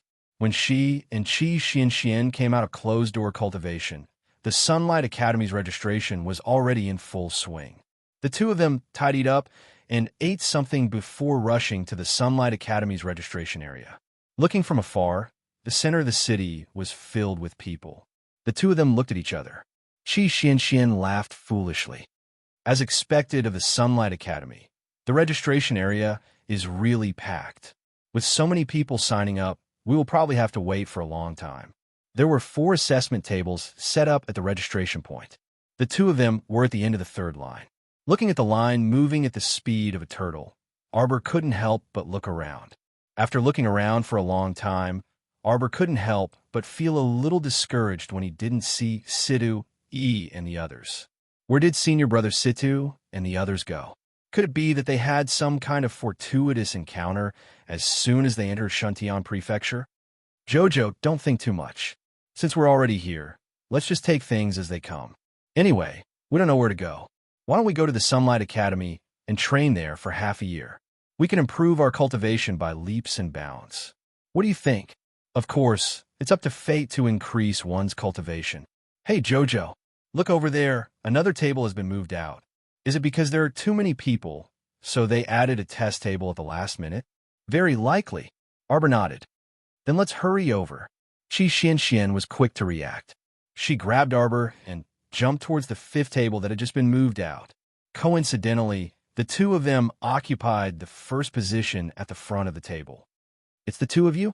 An arrogant voice suddenly sounded in their ears. Arbor looked up. It was the man and woman she met at the entrance of the talisman shop 2 days ago. Chapter 1597. We are Year 7 seniors from the Sunlight Academy. Because there are more people signing up this year, we added an additional assessment table. But you are so young. Are you sure you can pass the assessment? The girl was wearing a peacock blue dress. Her chin was slightly raised, and she had an arrogant attitude. Arbor frowned, and Qi Xianxian muttered softly, Do you really think you're a peacock just because you're wearing peacock blue clothes? The girl's expression changed slightly, and she said angrily, "What did you say?" Xian pouted and shrugged, and said to the girl, "Instead of talking so much nonsense, you could have given us the assessment long ago. Whether we can succeed or not, we will only know after we take the assessment." The girl laughed coldly.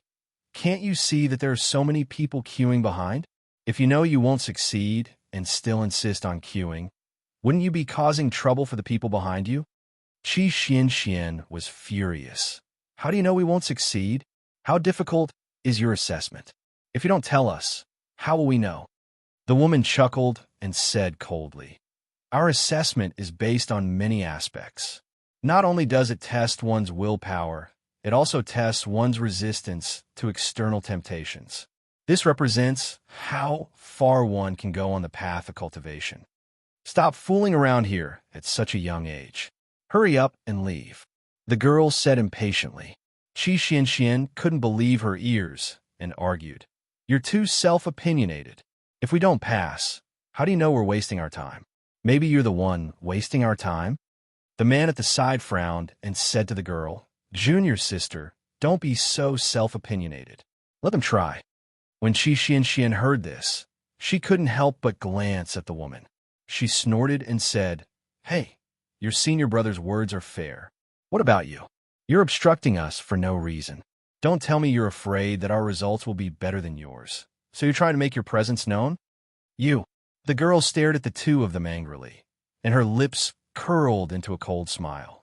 She looked at the long queue behind and said, "What do you think? Do you agree to let these two guys waste their time?" "Junior sister."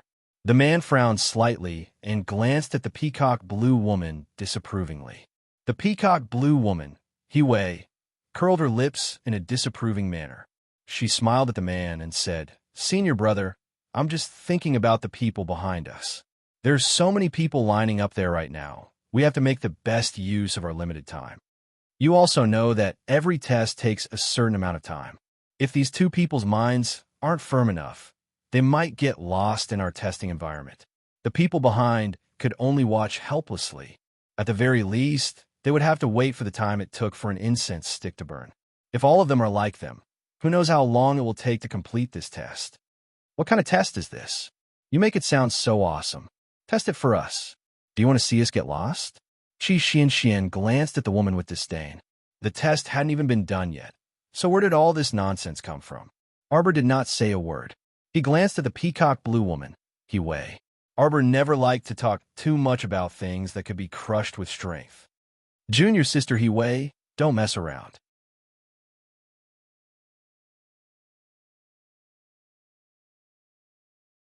Chapter 1598. Su Liang, who was addressed as senior brother by the peacock blue girl, narrowed his eyes and glared warningly at the peacock blue girl. The latter suddenly stood up and walked briskly to the side of the crowd. A short while later, she walked over with a smile while holding the arm of a gorgeous girl in a pink dress whose hair was covered in pearls and emeralds. Through the crowd, Hiwei whispered into the gorgeous girl's ear. The girl in pink looked at Arbor and Xian with an unfriendly gaze. Xiao Mu and Xian met each other's eyes in confusion. The girl in pink walked up and stared at the two of them. "I'm Uxin, the daughter of Sunlight Academy's principal. How old are you two this year? Are you qualified to sign up? Our Sunlight Academy can't sign up more than 20 years old. You must be a level 13 Mystic Cultivator or above. The strength I'm talking about refers to actual combat strength. I'm not saying that you can smoothly pass this test just by using medicine to boost your cultivation to a level 13 Mystic Cultivator, because your opponent might be a level 14 or level 15 Mystic Cultivator, or even an early stage Spiritual Cultivator. Are you sure you have a way to win in our Academy's simulated environment? I don't mind telling you one thing. The injuries and deaths you suffer in the testing environment are all real, so you have to consider carefully. I don't think you can bear the consequences of losing." The daughter of Sunlight Academy's principal, Uxin, crossed her arms and raised her chin slightly as she spoke coldly to the two girls in front of her. Arbor glanced at her indifferently. "Liar. UXIN's expression instantly turned ugly. Being called a liar to her face? This feeling made the usually proud UXN very uncomfortable, especially the other party's stoic face.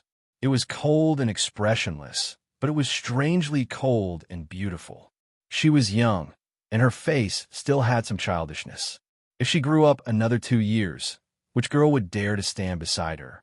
Qi Xian immediately nodded in agreement and said, I saw that some of the people lining up were only level 11 and level 12 mystic cultivators. Were they injured or dead? If the testing environment is, as you said, either death or injury, do you think those people are idiots? All of them came here to sign up for death. Are you tired of living? I really don't know if this young miss is stupid or if she thinks everyone else is stupid. Her IQ is really frightening. UXIN glared at Qi Xian angrily. This feeling of being slapped in the face made her feel very uncomfortable, but she had no way to refute it. Damn it. Looking at these two young girls, he thought that they were inexperienced. He didn't expect them to be so hard to fool. If she really let them pass the test smoothly, she would have to see this damned stoic face every day. Wouldn't her heart feel as uncomfortable as if she had eaten a fly? Senior sister UXIN, forget it. He sneered. Since there are people who aren't afraid of death, let's let them try this test environment. He smiled contemptuously at the two girls. In any case, whether they die or get injured, it's their own responsibility. Since they don't believe me, then let them suffer in the testing environment. After saying that, he gave UXIN a look, and a sinister smile appeared on his face. UXIN immediately understood and nodded at Hiwei. Since the two little girls were determined to die, she naturally couldn't stop them.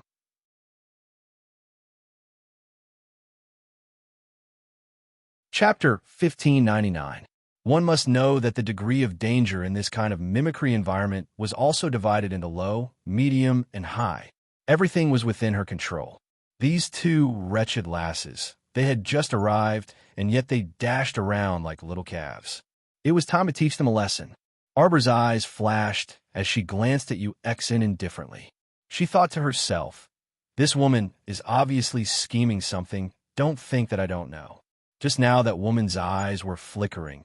It was obvious that there was something strange about her. It was just that in the face of overwhelming strength, any means of evil and monsters would become nothing but fleeting clouds. UXIN took out an exquisite red little box. She opened the box and took out a ring inlaid with a bright yellow-colored gem and wore it on her finger. She glanced at Arbor proudly. If you want to back out now, it's still not too late. After saying that, her disdainful gaze sized up Arbor and Qi Xian, two ordinary young ladies who didn't even have the slightest bit of profound energy, actually wanted to bluff their way through and sneak into their Sunlight Academy to study. What kind of joke was this? It was simply wishful thinking. I'll test first. Arbor threw her this sentence coldly. Wait. Senior brother Su Liang couldn't help but stand up as he looked at UXIN and Hiwei with an expression of disapproval. These two obviously wanted to make things difficult for these two young ladies in front of them. Actually, during the first entrance test, they only needed to touch the spirit testing stone once. Only those who were tested by the spirit testing stone and their cultivation had reached level 14 would be given preferential treatment and be sent into the mimicry environment for further testing. But now, these two young ladies obviously didn't have the slightest bit of profound energy fluctuation. UXIN and Hiwei's actions were obviously targeting the two of them, and senior brother Su Liang couldn't stand it anymore. In my opinion, let's use the spirit testing stone first to test their cultivation level before deciding whether to send them into the mimicry environment. Hearing senior brother Su Liang's pleading, UXIN and Hiwei hated Arbor and Qi Xian even more. In UXIN's eyes, Arbor had almost upgraded to a vixen. She cursed in her heart. She's so young, yet she knows how to seduce men and make them speak up for her. How shameless. Of course, Arbor didn't know what the two women were thinking. She just looked curiously at the ring on UXIN's hand. This ring should also be a spirit tool. Its greatest function was to mimic the environment. Normally, It relied on absorbing the spirit chi of heaven and earth to support this little spirit tool. After you enter this simulated environment, you will encounter all kinds of beasts. UXIN said in a condescending tone. Your goal is to defeat at least 5 beasts. Only then can you come out. Or, if you can persist in this simulated environment for 2 hours, you will pass the test. Everyone couldn't help but be shocked when they heard this. Persist for 2 hours? He didn't know how many beasts there were inside. If the beasts attacked together, not to mention 2 hours, they might not even last for half an incense stick's worth of time. Arbor looked at UXIN disapprovingly. She didn't think highly of this woman now. After saying so much, she purposely hid all the things that one had to pay attention to in the simulated environment. Was she trying to make her passively take a beating after entering the simulated environment and be caught off guard? From the looks of it, that senior brother, Su Yang's character, was still slightly better.